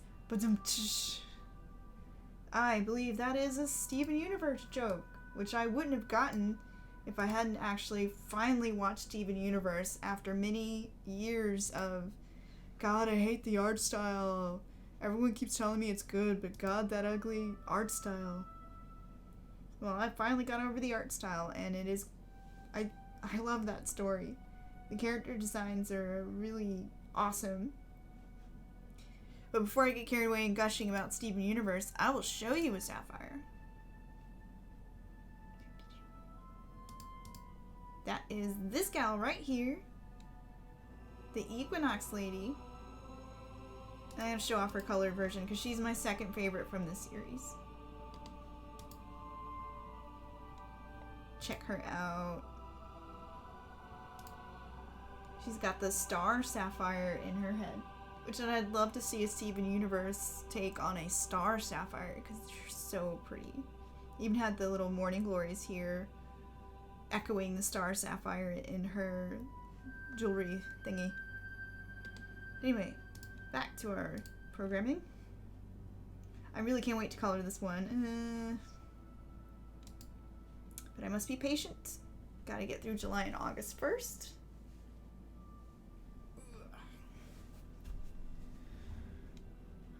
Let's see, where was I? Oh, I can't avoid them anymore. Larkspur time. And they're beautiful plants. I just don't want to draw them. Wine.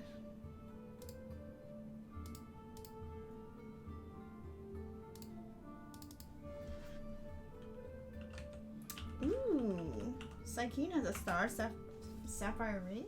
I would definitely like to see that. And also they're worth a lot. So hang on to that.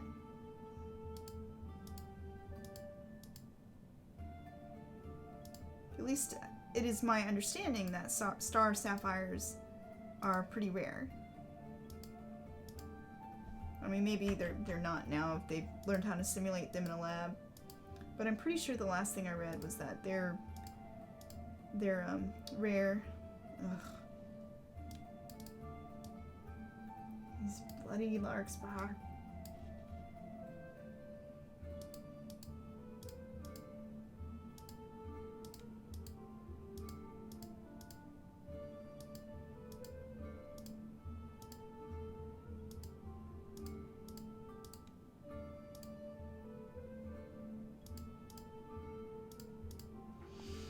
I will just keep selecting, and one day there will be an end to all the battles.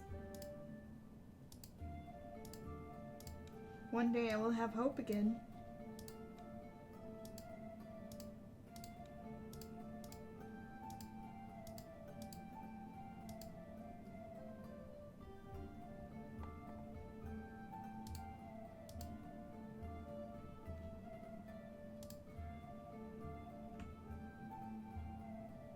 See, I forgot to close the loop there, so I'll have to color that in manually.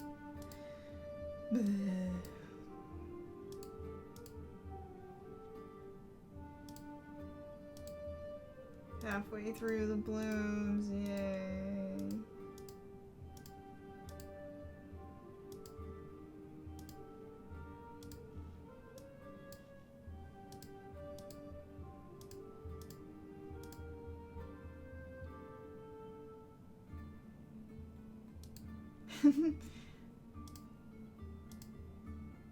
It is good to know that I'm entertaining to the cats.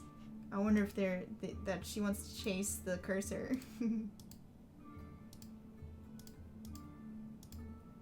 This channel is kitty friendly.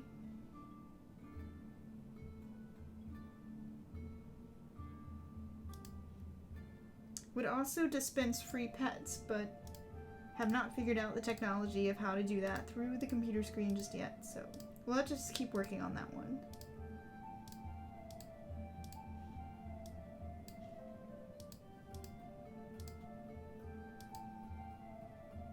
Oh, I'm almost done. Thank God. Alright, expand selection.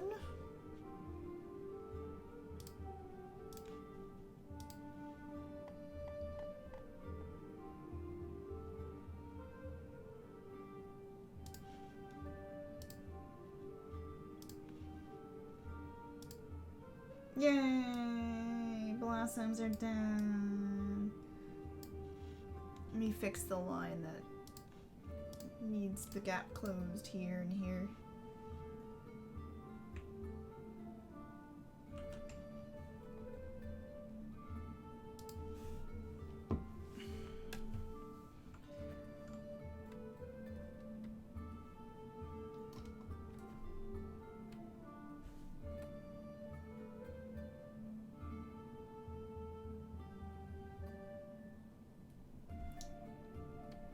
Missed some spots, but at least I got most of them.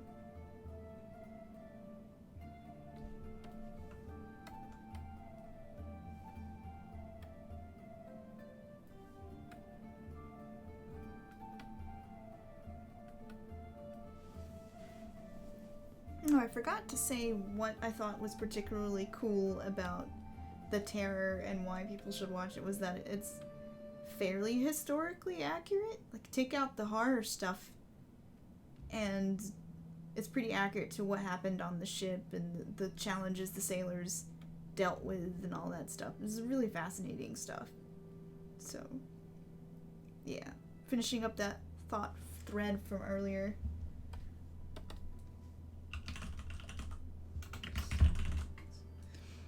Alright. Now it'll be really hard for people to even see the Larkspur Centers, but we're gonna paint them anyway.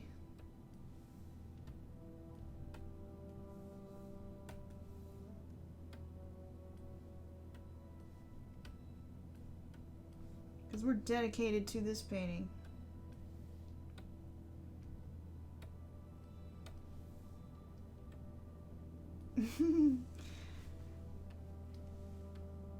I suppose that your cat, that Psychene's cat naps is also a good sign that kitties find my channel relaxing.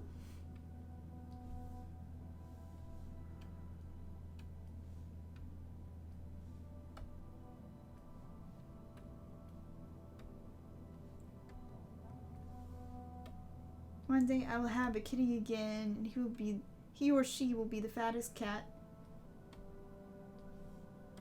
within healthiness levels.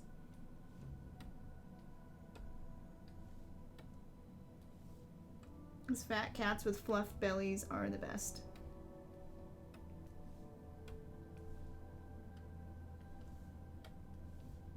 Just fluffy cat bellies in general are just the best.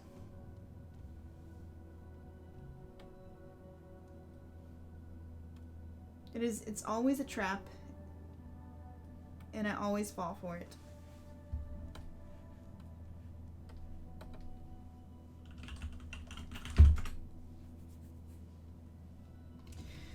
Now for the stems. I'm not looking forward to coloring the lines for this one. Oh, it'll be a pain in the butt.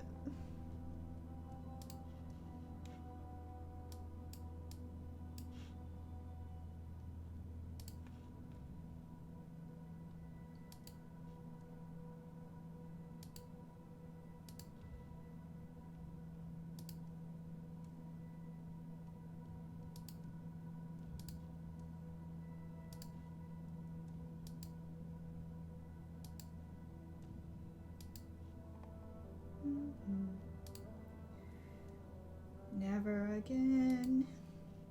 Oh, I'm never drawing this plant again. Except I've got to for the enamel pen. Ugh.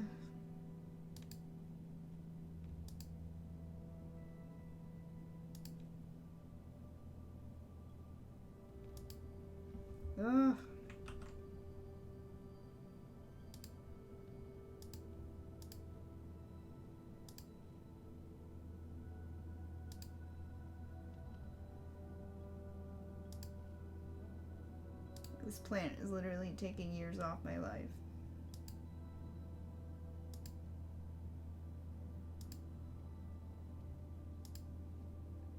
Though I managed to get them simplified pretty well for this border.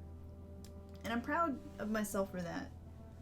I'm proud that I managed to simplify this really complex flower.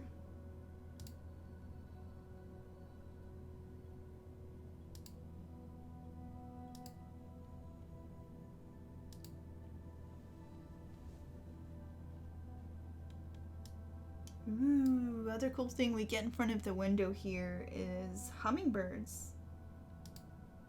We have a lot of trumpet flowers and honeysuckle that blooms around this time of year. And hummingbirds always fly up and look into my window like I've got something going on in here for them. It's very magical every time. They're like little fairy birds. I love seeing them. Although sometimes they terrify me if I don't know what, if I don't see them first, because I'll hear them when I'm outside and they sound like giant wasps. And I always want to, automatically swat giant wasps. So.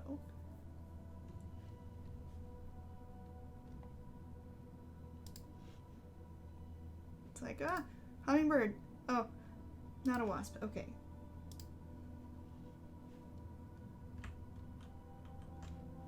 You don't have any, they don't have any honeysuckle in Colorado?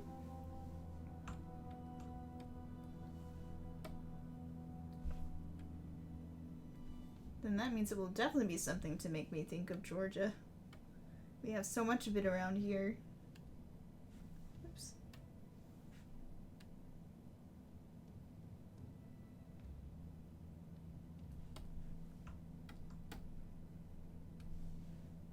Okay.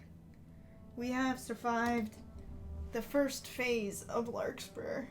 Thank God. Hello, JHZ1996. Welcome to the chat. Thanks for saying hello. Let us know what you're working on. Or what you're doing while you're watching my stream. Always cool to see a new face in the chat. So I think phase 1 is done. And that is to lay in the flat colors. And next we'll be colorizing the lines. And I do that because it brings some nice visual interest and also helps the image have that Art Nouveau flair to it. Because if you'll notice with Art Nouveau, you've got that thick outline with a very fine inside line. So I like to bring that into the actual chibis as well.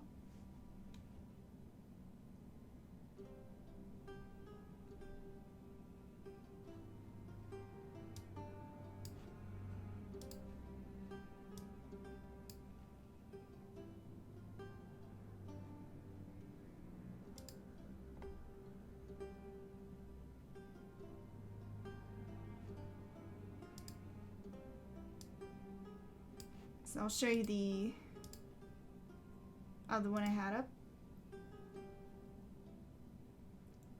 So you can see when I get close in, I've colorized the line so that when you get to the black outline, it stands out just a little bit more. Adds a nice visual flair, so that's what we're going for.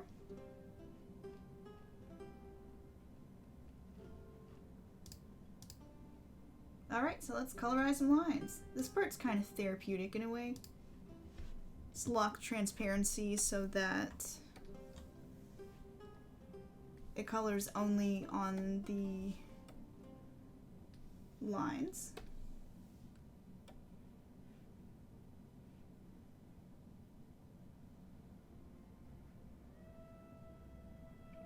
But then just leaving the outer edges here black.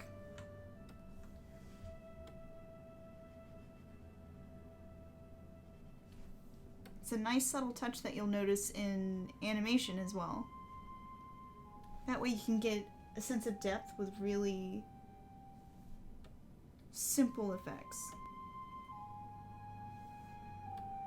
Simple effects and simple shapes.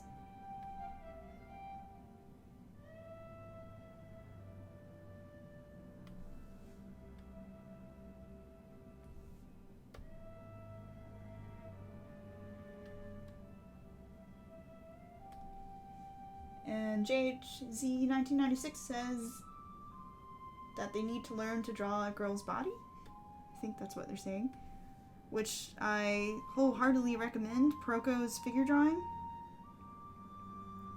He does a constructive method that teaches you the parts of the anatomy and also has really clear examples, and they're all free. You can watch them on YouTube.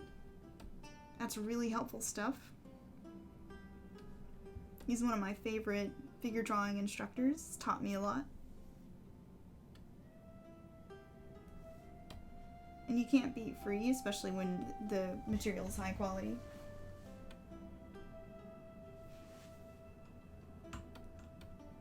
Oops.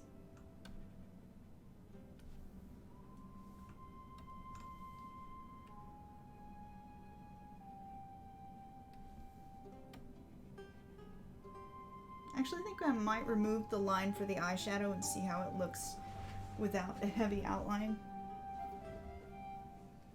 So let's try it.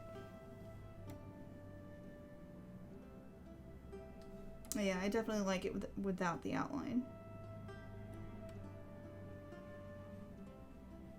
Even though I'll have to fix the gap that leaves behind.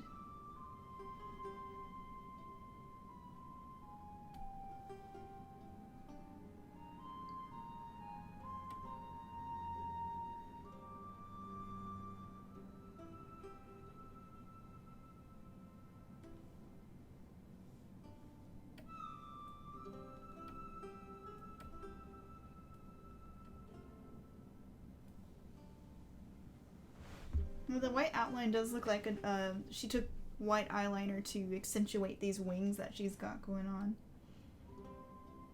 Might be an interesting effect to explore in another piece.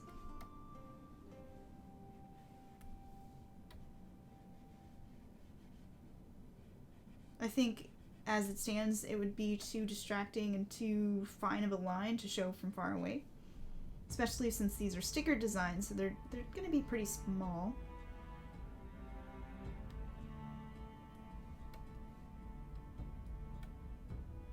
I think I might actually change the colors on the background behind her too, but we'll fiddle with that last.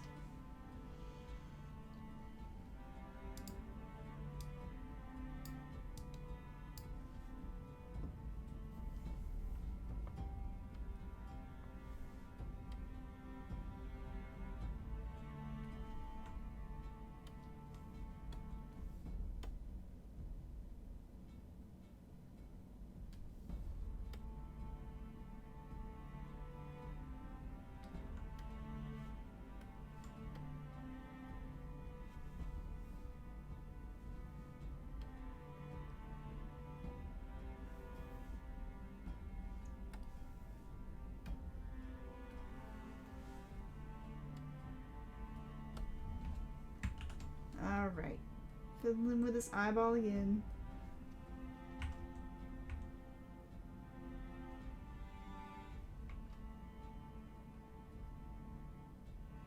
How about we just clear it and I'm going to try the copy paste idea. Ah, she looks scary with just one eye.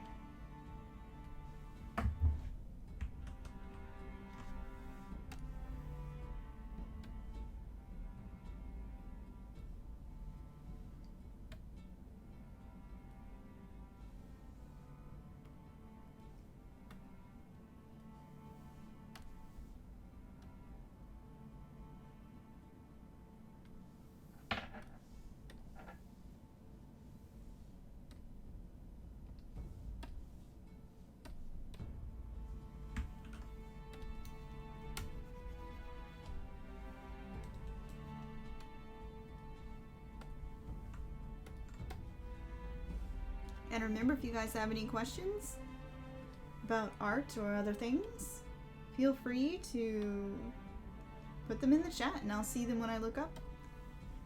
Always happy to chat about art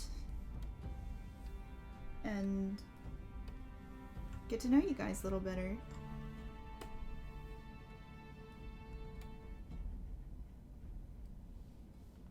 I always like to ask, do you have a favorite birthstone goddess?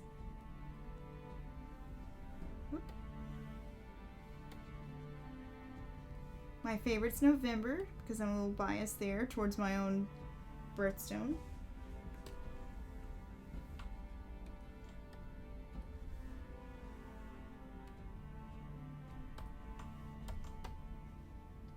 Although I always wish I were a February baby, so I could have the amethyst birthstone. I really think amethyst is a gorgeous stone.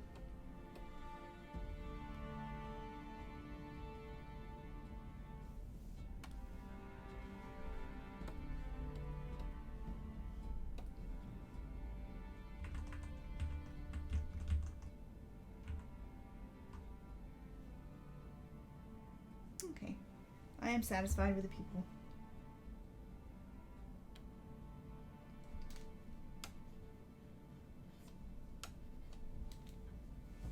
I also wish labradorite were a birthstone because that's a gorgeous stone. And I love the flash of blue and green in it.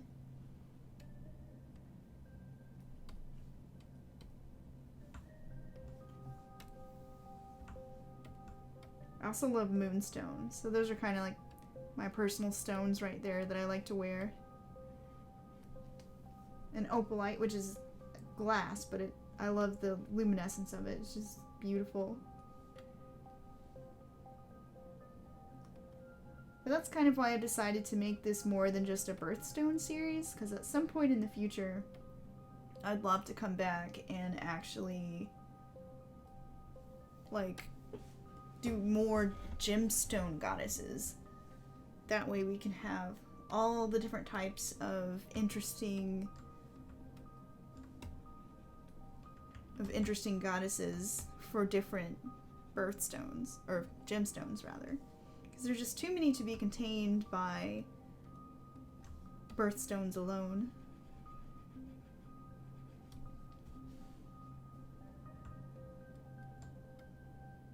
So I'm looking forward to that.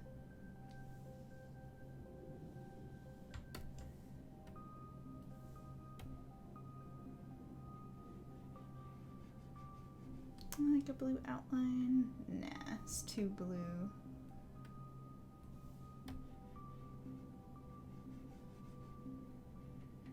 Yeah, a cool gray works better. So to make this go faster, we're going to select it instead.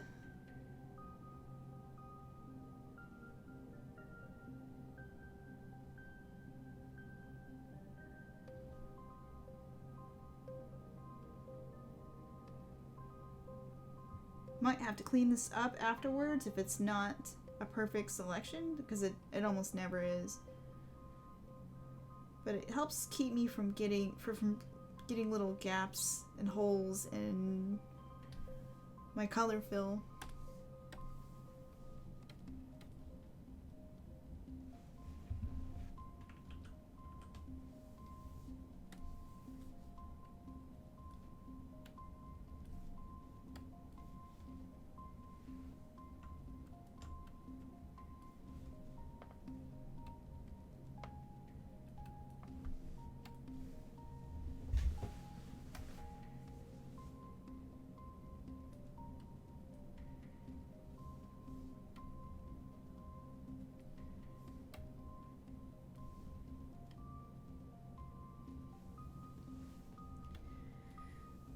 Yay!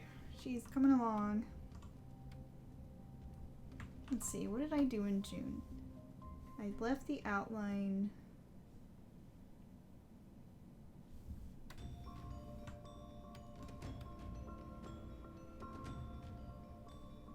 I think I tried using an outline for the eyelashes that were the same as the hair, but that works better when it's darker.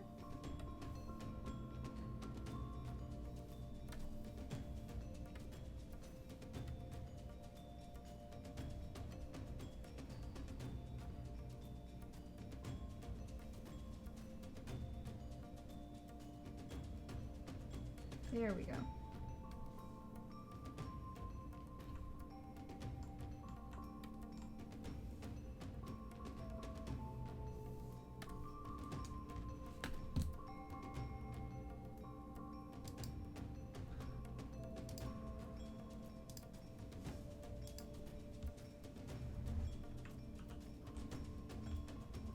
All right, we're making good progress.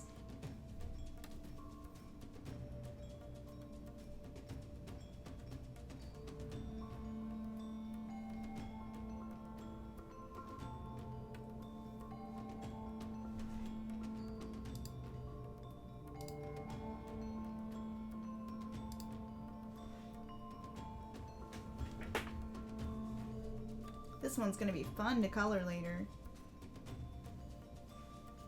Right now we're just gonna focus on getting the color flats in.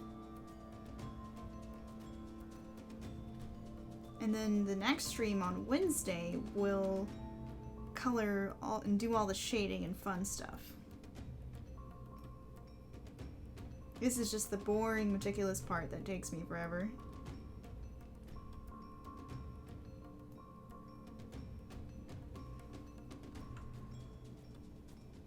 But it's nice to have some company while I'm doing all this meticulous stuff.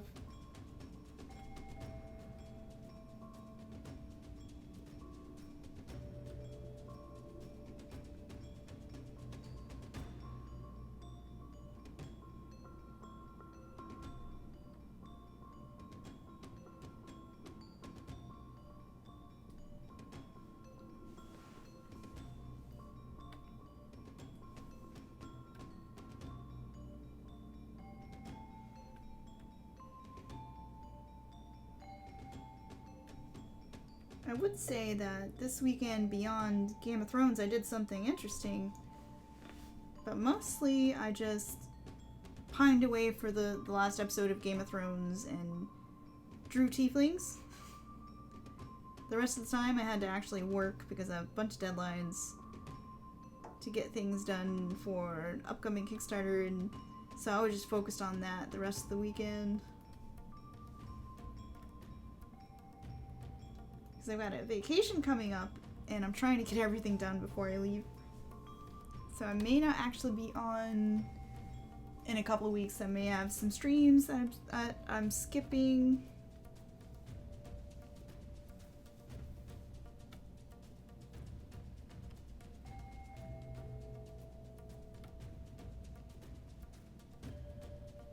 But I promise I still love you.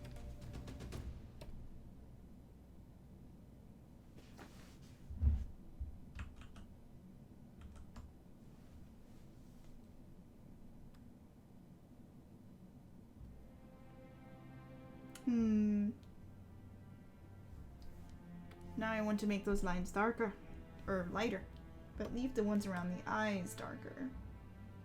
I don't know, let's see. They almost don't stand out enough from the black, so yeah, I think I'm gonna make these lines... Whoop.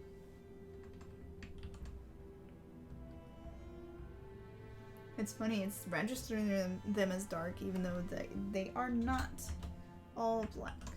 So let me lower the tolerance, try again.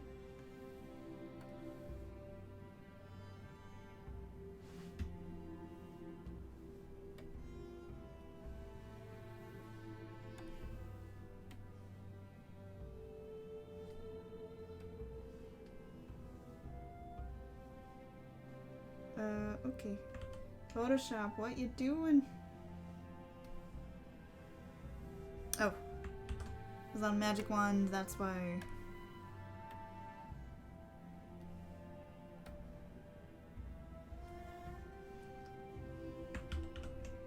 So we're just gonna lighten up the hair outlines just a bit.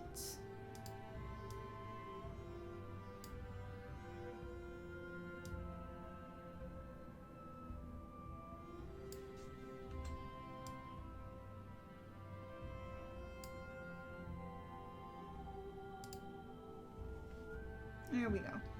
Better. Now there's more contrast between the inside and the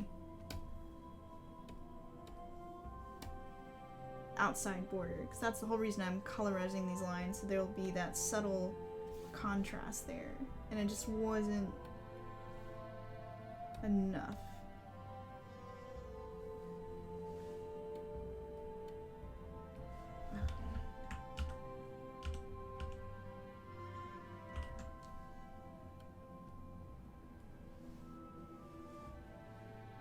Alright, let us continue.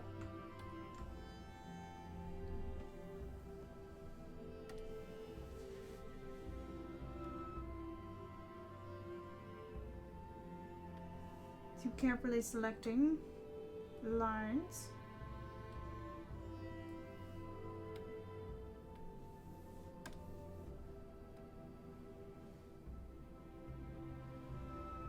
The most exciting job of an artist.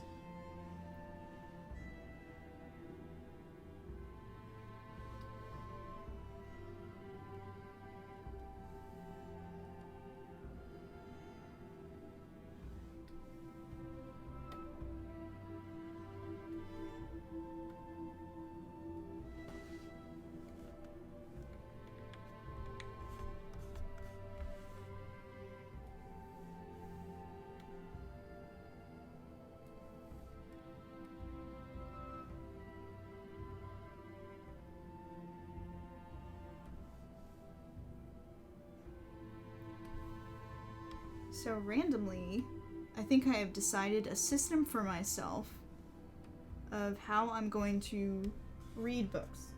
Because I keep saying, I want to read more books because I really enjoy reading and it helps in me in my creative craft. Since I also like to write. So what I want to do, since I also need to not just read fantasy books, but also research just various things that'll help me in my own writing, like books on writing or just mythology books. I always love reading about world mythology because that definitely is a big source of inspiration for my art and my writing. So I'm going to rotate between reading fantasy novels and reading research. So I'm just going to try to alternate. So I've just finished reading the Rebel of the Sands trilogy, which was amazing. I highly recommend it. Don't let the young adult label scare you away. It's a very good story that takes place in a desert. So that intrigued me because it's in the same habitat of the story that I'm trying to write. Ooh. Whoops. Forgot to lock transparency. And it's about the main character who is a gunslinger gal who's trying to escape her dead-end town, and that immediately struck a chord with me. As I also have a main character who's a gunslinger girl trying to escape her dead-end life. For different reasons.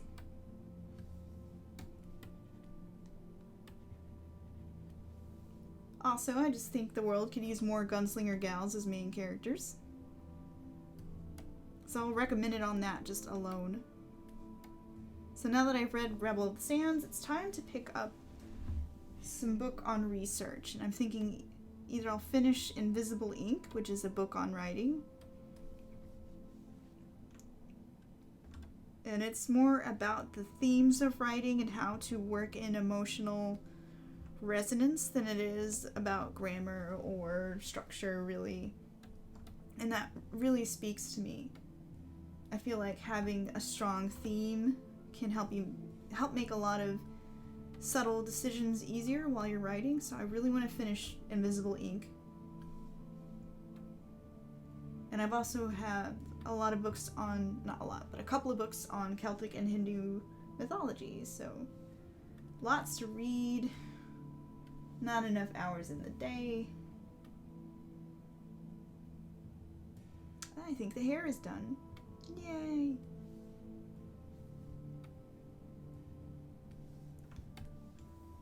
Get these ponytail holders.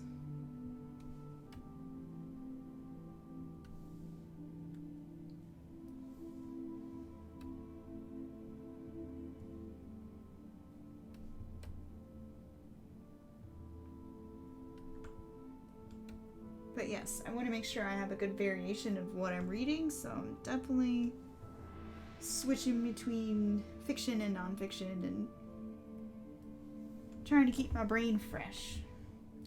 Honestly, there's so much I haven't read, especially in the fantasy genre. So I really just need to get to reading more.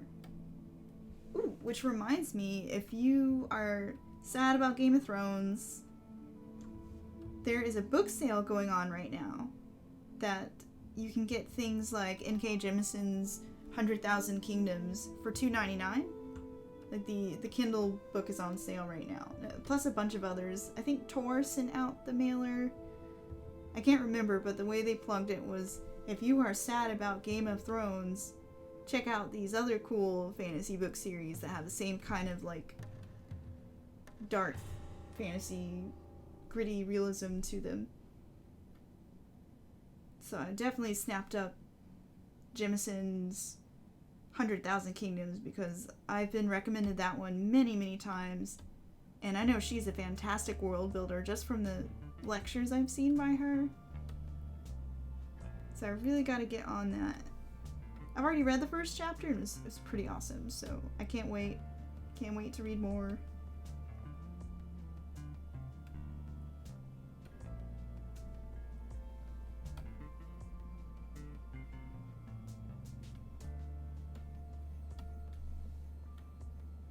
I need to finish up Mistborn sometime as well. Ugh. My to-read list is gonna last the rest of my life, I think. That will never be caught up.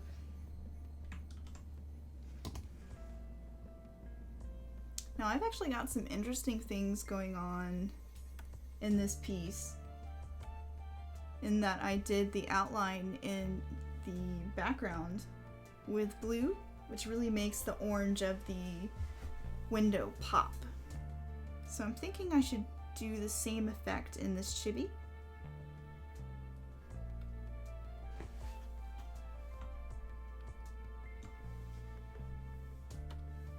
Oops. I think it'll look cool. At least I hope it'll look cool. We're gonna try it and see what happens.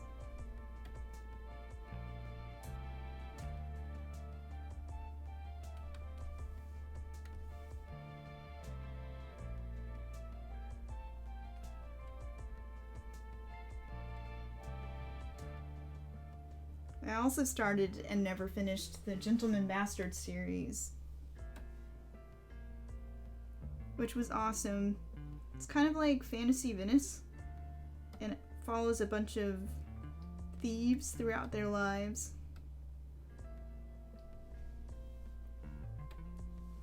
It was just, the lyrical nature of how it was written is just awe-inspiring, and I really need to finish that one up.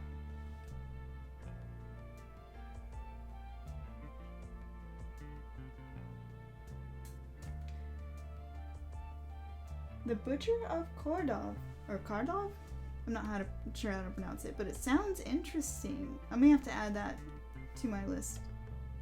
I'm also enticed by the fact it's a novella, which means it will be shorter, because a lot of the books I've been picking up are like, they're in the 500s to 800s, and I'm just like, that's a lot of pages. And I'll feel better about myself if I can actually finish a thing.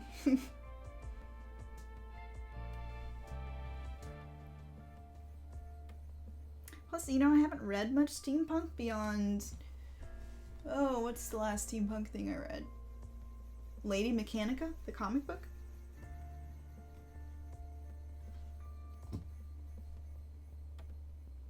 Which is pretty awesome.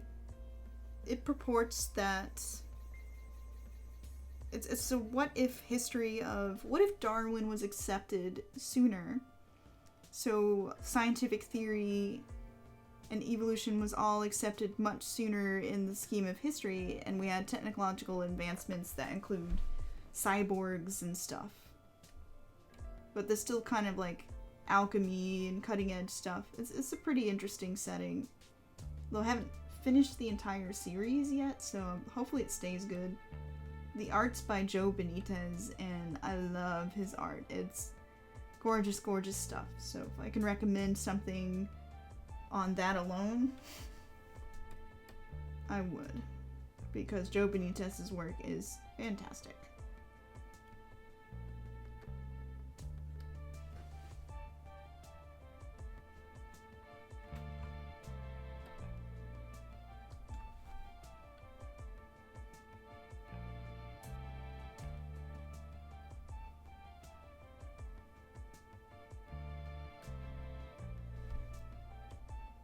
And here's where the selection tool is getting away from me.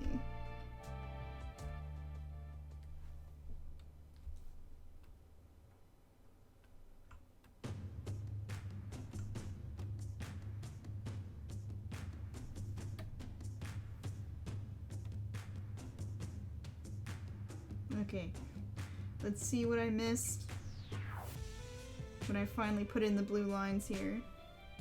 How much did Angela miss?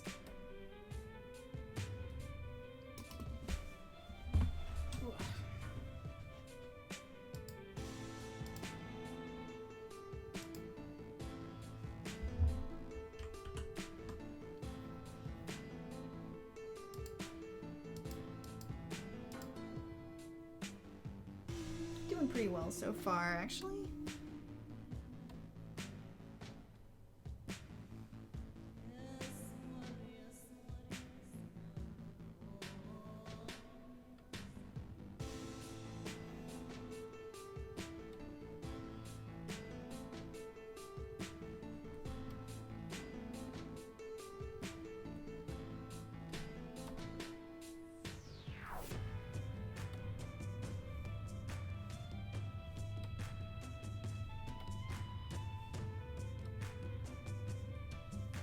may lighten up this line too. It's visually blending in a little too much with the black lines. So let us select and play with the hue slider.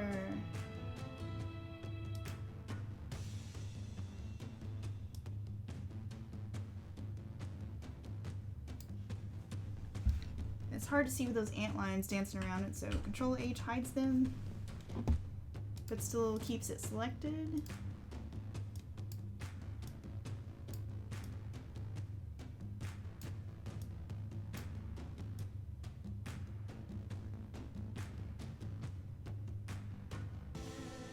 Yeah, I think I like the greener blue.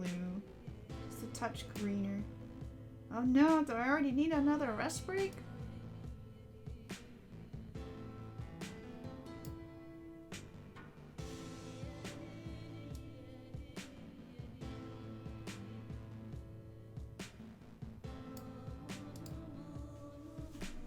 But I have to fix the line.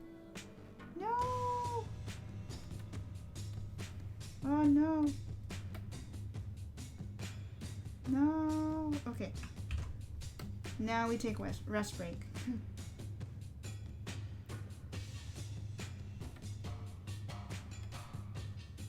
And by rest break, that just means stretching for a little bit like you saw earlier. So.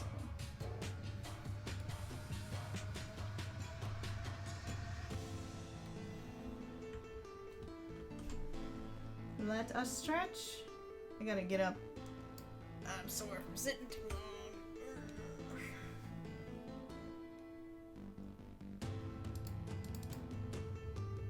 Here we go. Stretch break, everybody.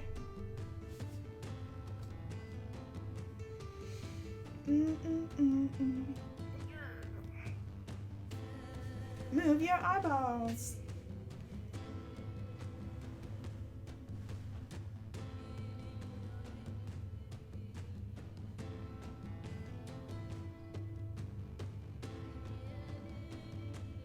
And this is actually pretty helpful because I don't realize how much I am staring into one spot intensely until you actually move your eyes and you're a bit sore from it.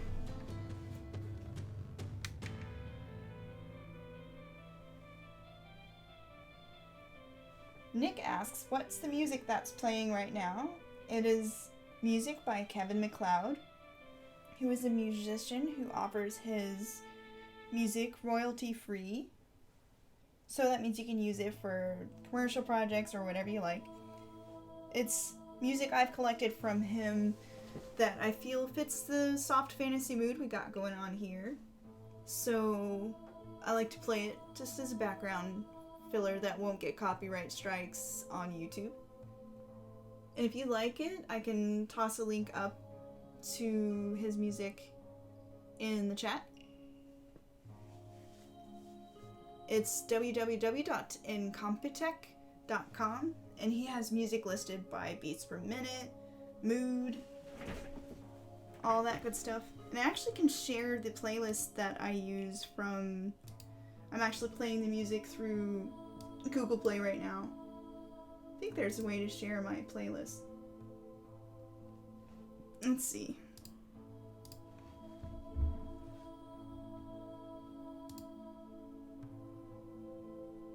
Yes, I have it shared publicly. So if you guys like the music and want to hear more... Oh, don't look at Discord.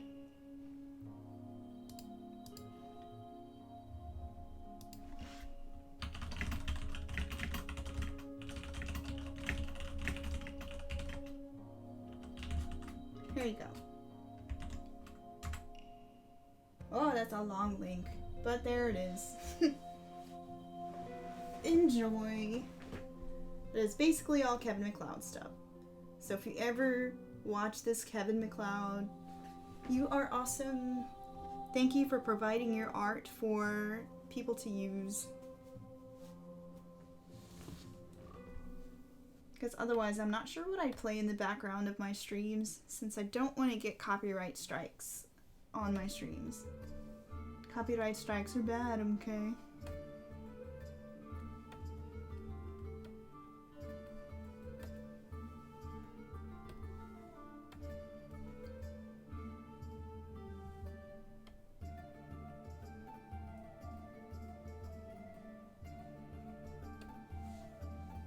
Let's see, how would this blue line look in the lanterns? Or would it look weird? Actually, no, it looks kind of cool. We're gonna make them blue too.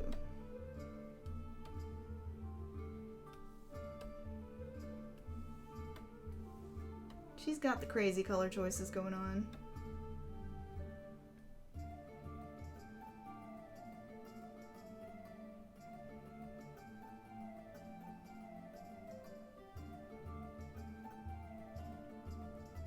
Oh, cool. Glad the music is helpful for focusing.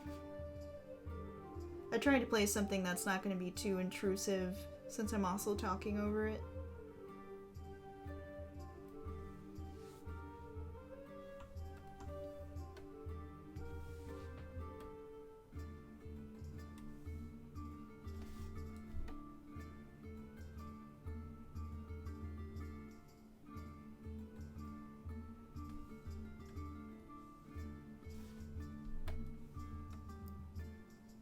The other great thing about Kevin's music is that he has it all organized by album too.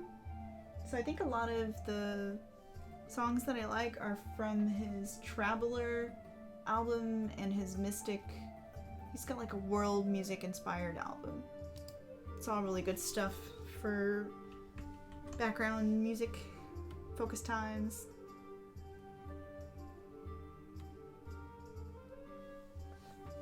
Alright, I can see I'm not done colorizing the lines inside yet, so let's fix these up.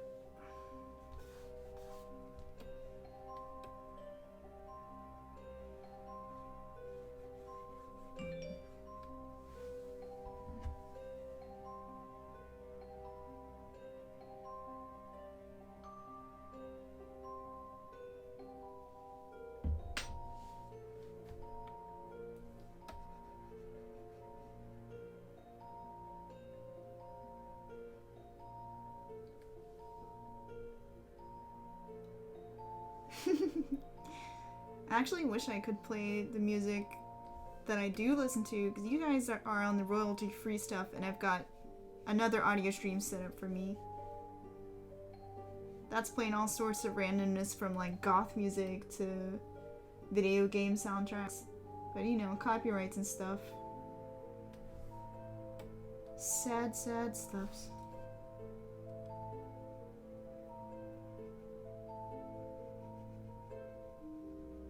Got like Crook Shadows playing.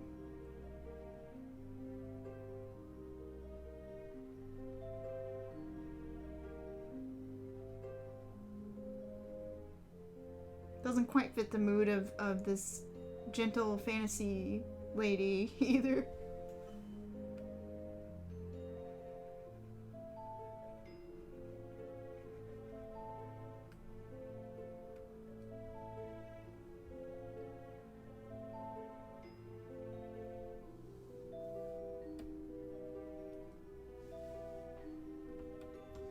Yeah, I pretty much handpicked this playlist as well, just because I'm picky about music, and even though it's something that I'm not quite listening to, I still want you guys to hear something decent, so hopefully the music is decent enough and not too repetitive. I need to add some more to it, because I'm sure after hours of listening to me stream over the weeks that it's gonna get at least somewhat repetitive.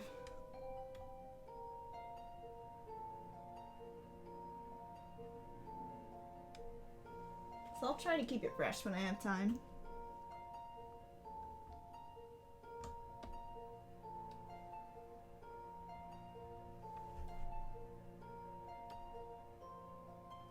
I don't think those lines are dark enough, so we're gonna darken them up.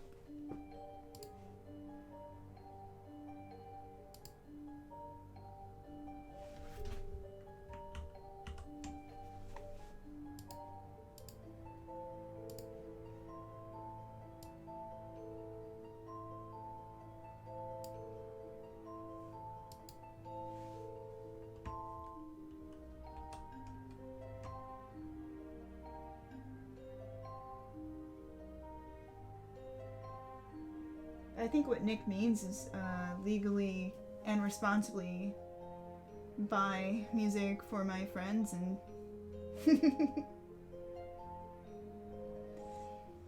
but yeah, I that era of mixtapes and mix CDs, I don't do that so much anymore. Now we've got flash drives, and I pretty much use Spotify, and I'll just send people either Spotify lists or like YouTube lists. That way they can stream the music themselves.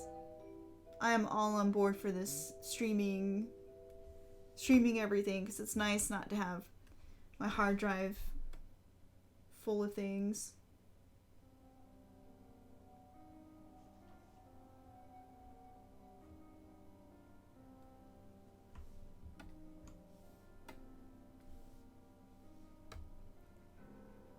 So all these streaming services are nice because they're legal, for one. Always gotta support the artist when you can.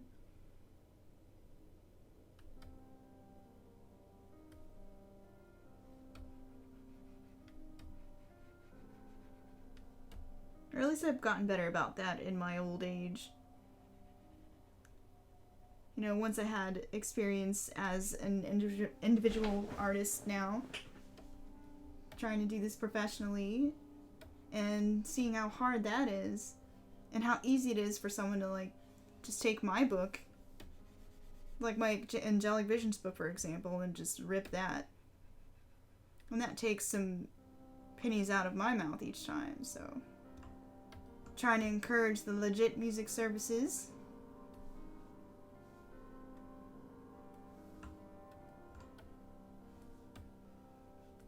Because it's not the corporations that feel that pinch, it's the little artists like me who don't get their cut.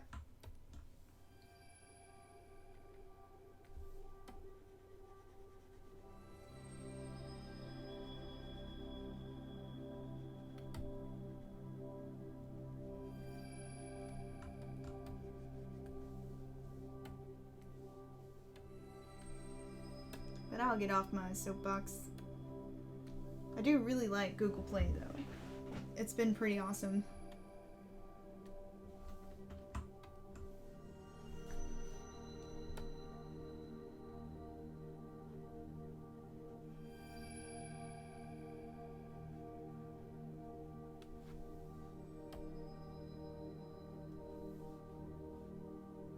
Ooh, almost forgot the stars.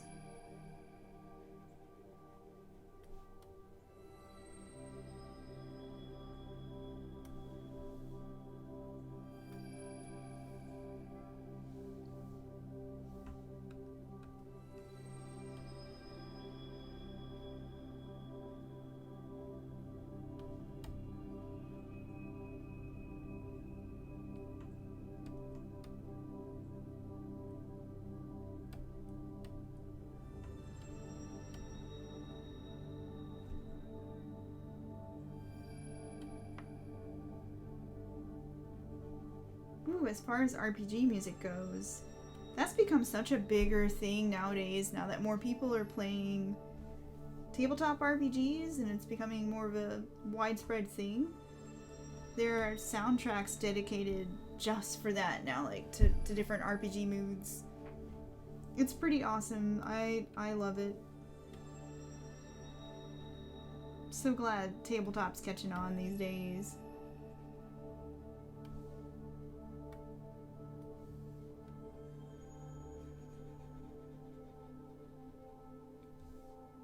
Like, I even think Exalted put out a official mood music list, which is pretty cool. I hope more companies will do stuff like that, because I love having background music.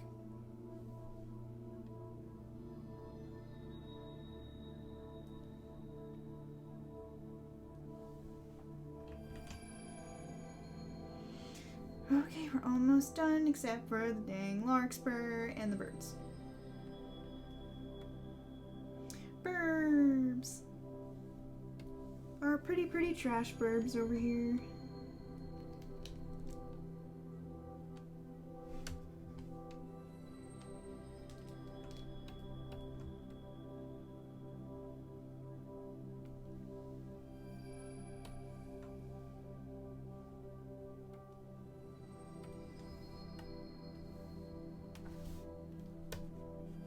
I'm kind of surprised D&D hasn't put out an official soundtrack.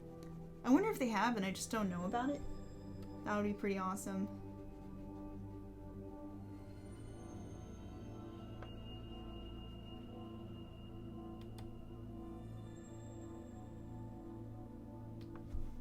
I'd be really surprised if they haven't.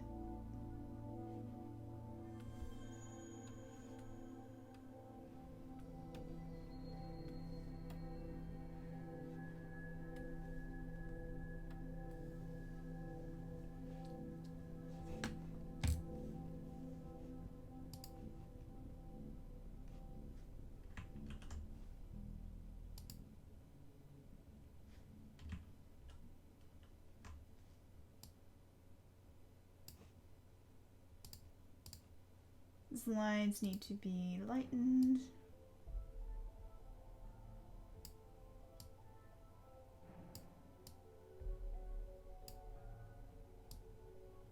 It's probably a small difference in color that is only bothering me.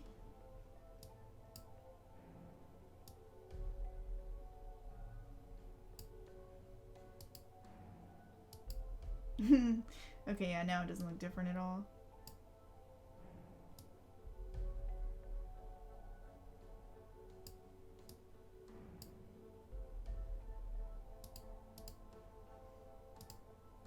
It's a subtle difference, and I will know it. And that is what matters.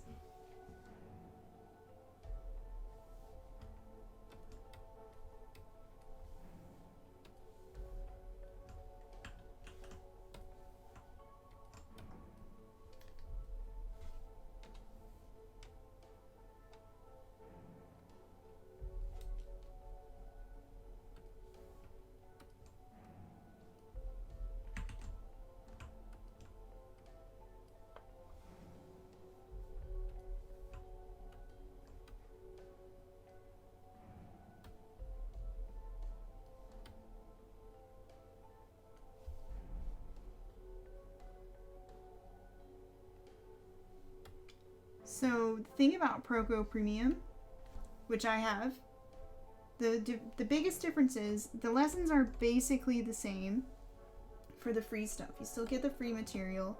It's just that he has more examples that are in addition to what he shares on the free stuff. And he'll also do a lot more critiques that he'll then upload for students, but you're still getting the same basic lessons. So if that is if that's an encouragement, then that's how Proko works. And he also has a lot of coupon deals and holiday specials and stuff. So definitely keep an eye out around different holidays for sales and whatnot. But he's pretty generous, I think, for putting up as much free material as he does. So if you're just wanting free education and you don't want to spend a lot of money on it right now, he's great for that.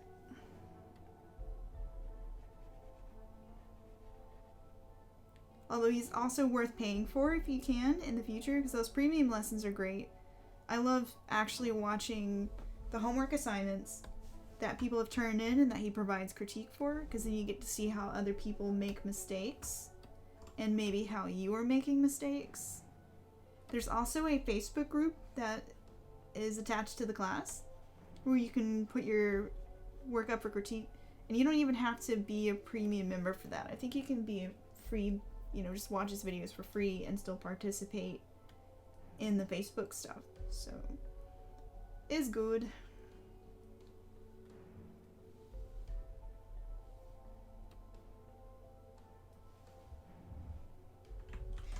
We are almost there. We just have these larkspurs.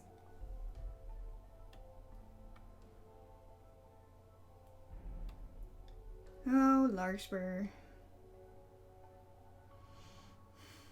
I think how I'm gonna handle this, we're just gonna be systematic front to back here. So let's get the overlap lines painted for the stems first.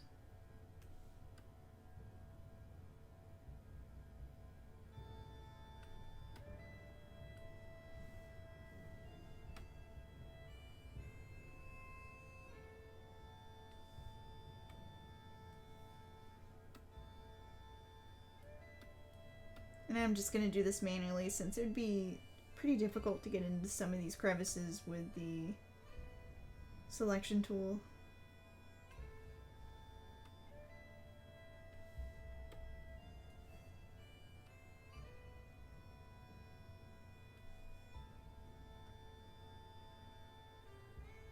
And again, we're just going for leaving the outlines as totally black. That way we get a nice sense of depth. It's actually kind of satisfying to color the overlaps and get them just right. Just like Tetris. So satisfying.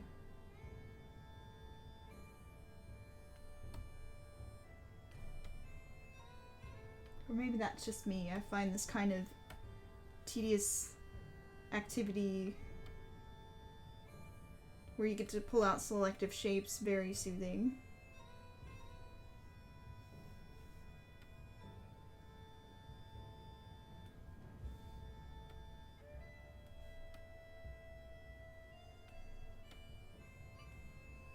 Okay, I think that's all the stem overlaps, and next we just gotta put in the larkspur. The larkspur.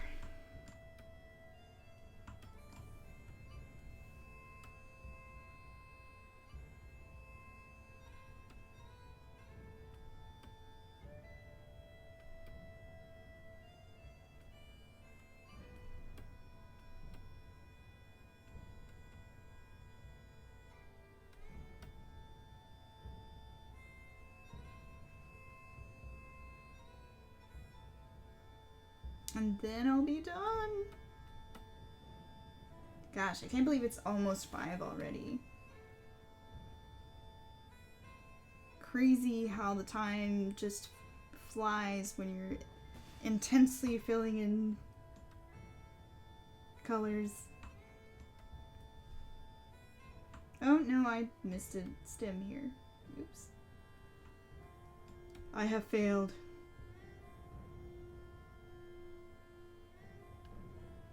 Oh, I missed stems on the bottom too.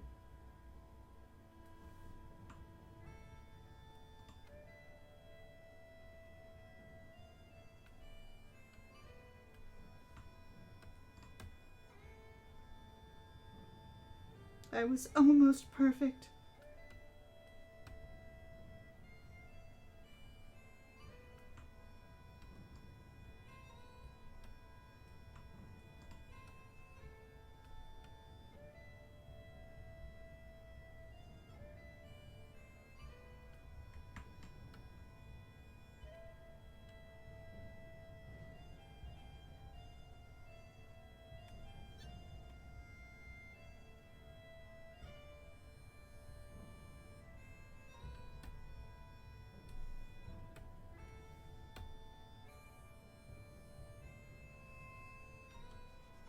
I'm taking mental notes here of what simple shapes I use because I'm about to draw this on an enamel pin design later today after I've had a little break after the stream.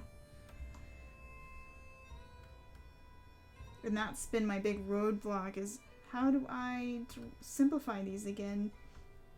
And I think I like the strategy I used here where they're just kind of stars in a wispy blob broom shape.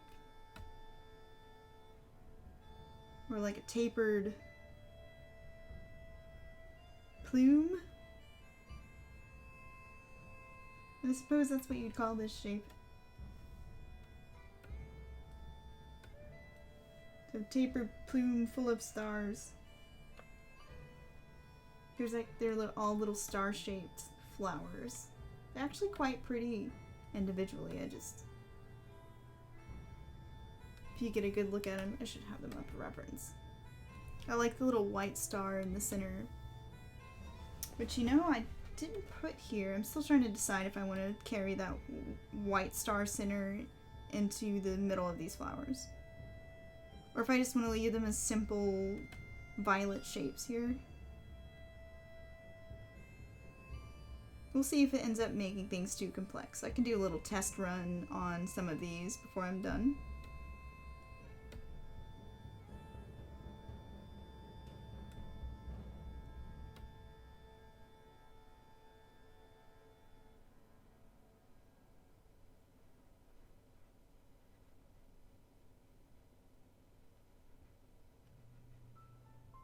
think my husband is home.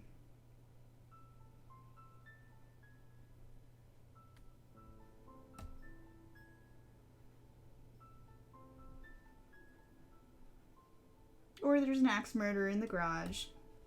One of the two.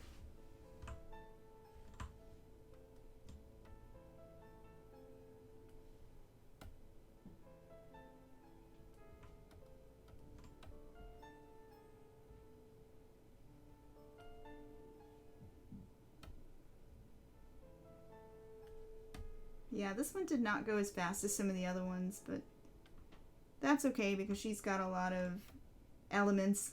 I kind of figured these more complicated ones are going to end up taking much longer.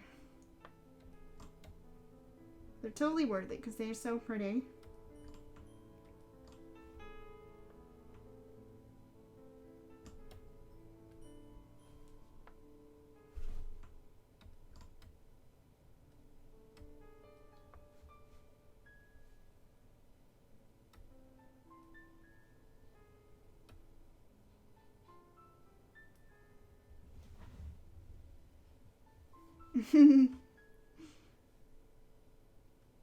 If he happens to pop his head in here, I'm gonna tell him not an axe murderer, and he'll probably laugh.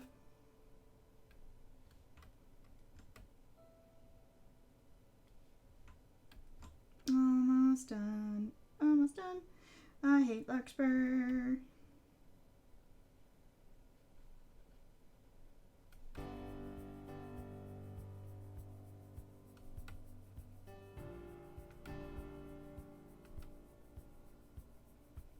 Though I suppose it could be worse. One of my good friends is drawing a spiral staircase and a chandelier full of dangly crystals right now, and I'm like, yeah, my life's easy compared to that. Those things are very fiddly.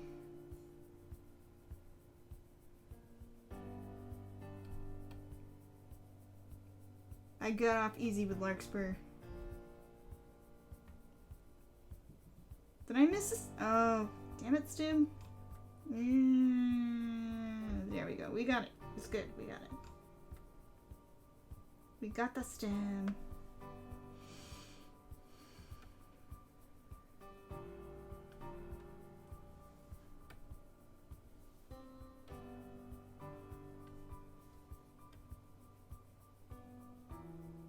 This makes me wonder how people feel when they're coloring the coloring pages that I made of these, because I've actually put coloring pages of these chibis out as well.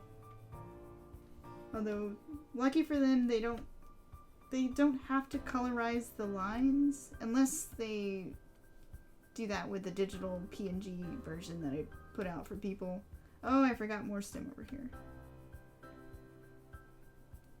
But hopefully my coloring pages are soothing for people.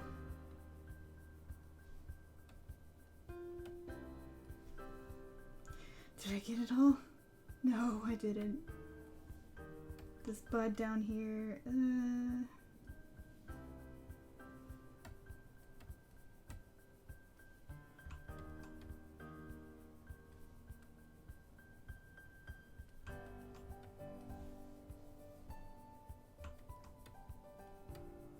okay.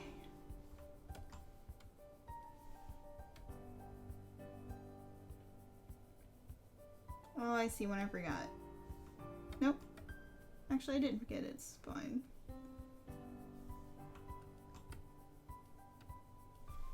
I think I got it all. Yay.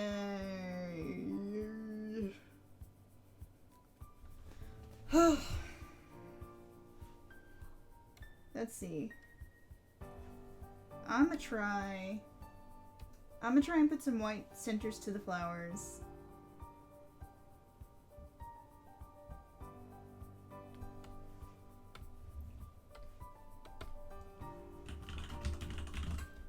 And see if that makes it too busy.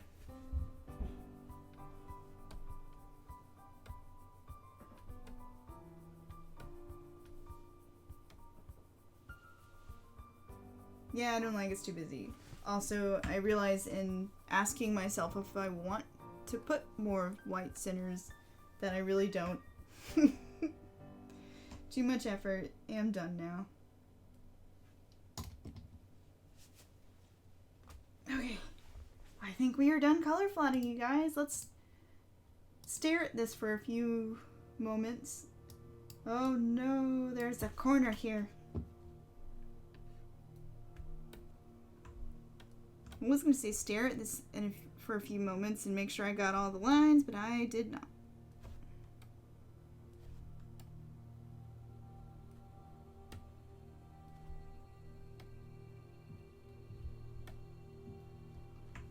Ta-da! You are beautiful, Lady of January.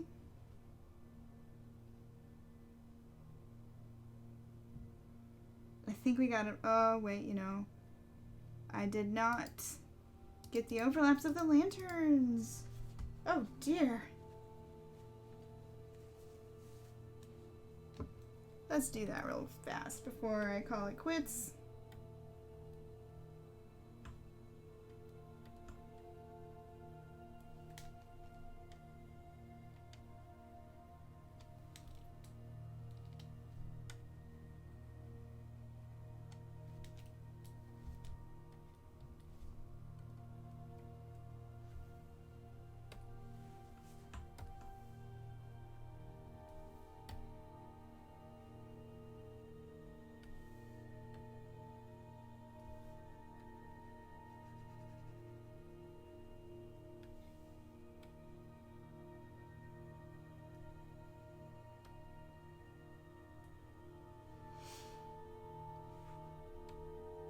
Okay. I think I missed an overlap here in the... Yes, I did.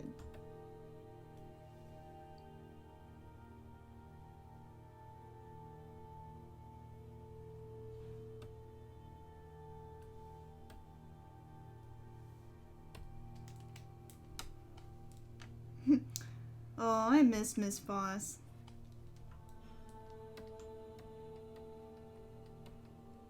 And her love of spirally shapes. You know what? I still use spirally shapes in my stuff. If I'm having a composition problem, I'll bust out the golden spiral and see if I can make it my composition fit to it. So her lessons were not entirely lost. So if you ever watch this, Miss Foss, I was listening.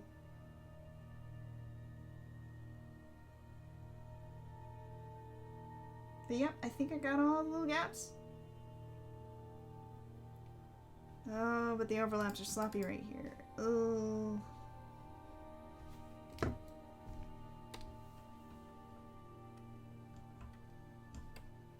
Oops.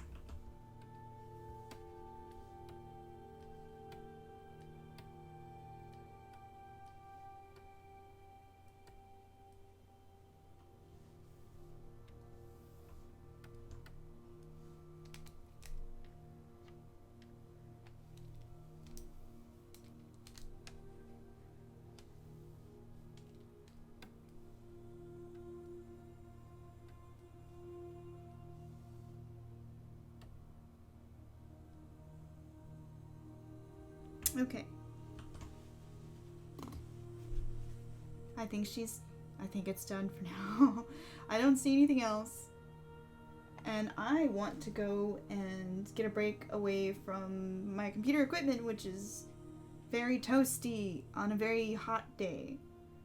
So, thanks for tuning in, everybody. It's always nice to have company. It's always nice to see you.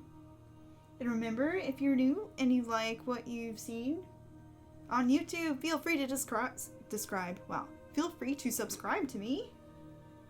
On Twitch, you can also subscribe and give me a little kickback.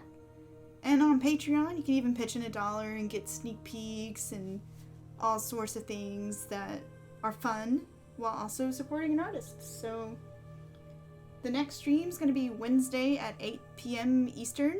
Or not 8, 7 p.m. Eastern. We've moved it to be earlier in the evenings, because I got too sleepy by the end of it. So I'll hopefully catch you then, if y'all are around. And for now, I'm gonna go and snack and enjoy myself. So see you around. See you next time, maybe. Thanks for tuning in, and bye.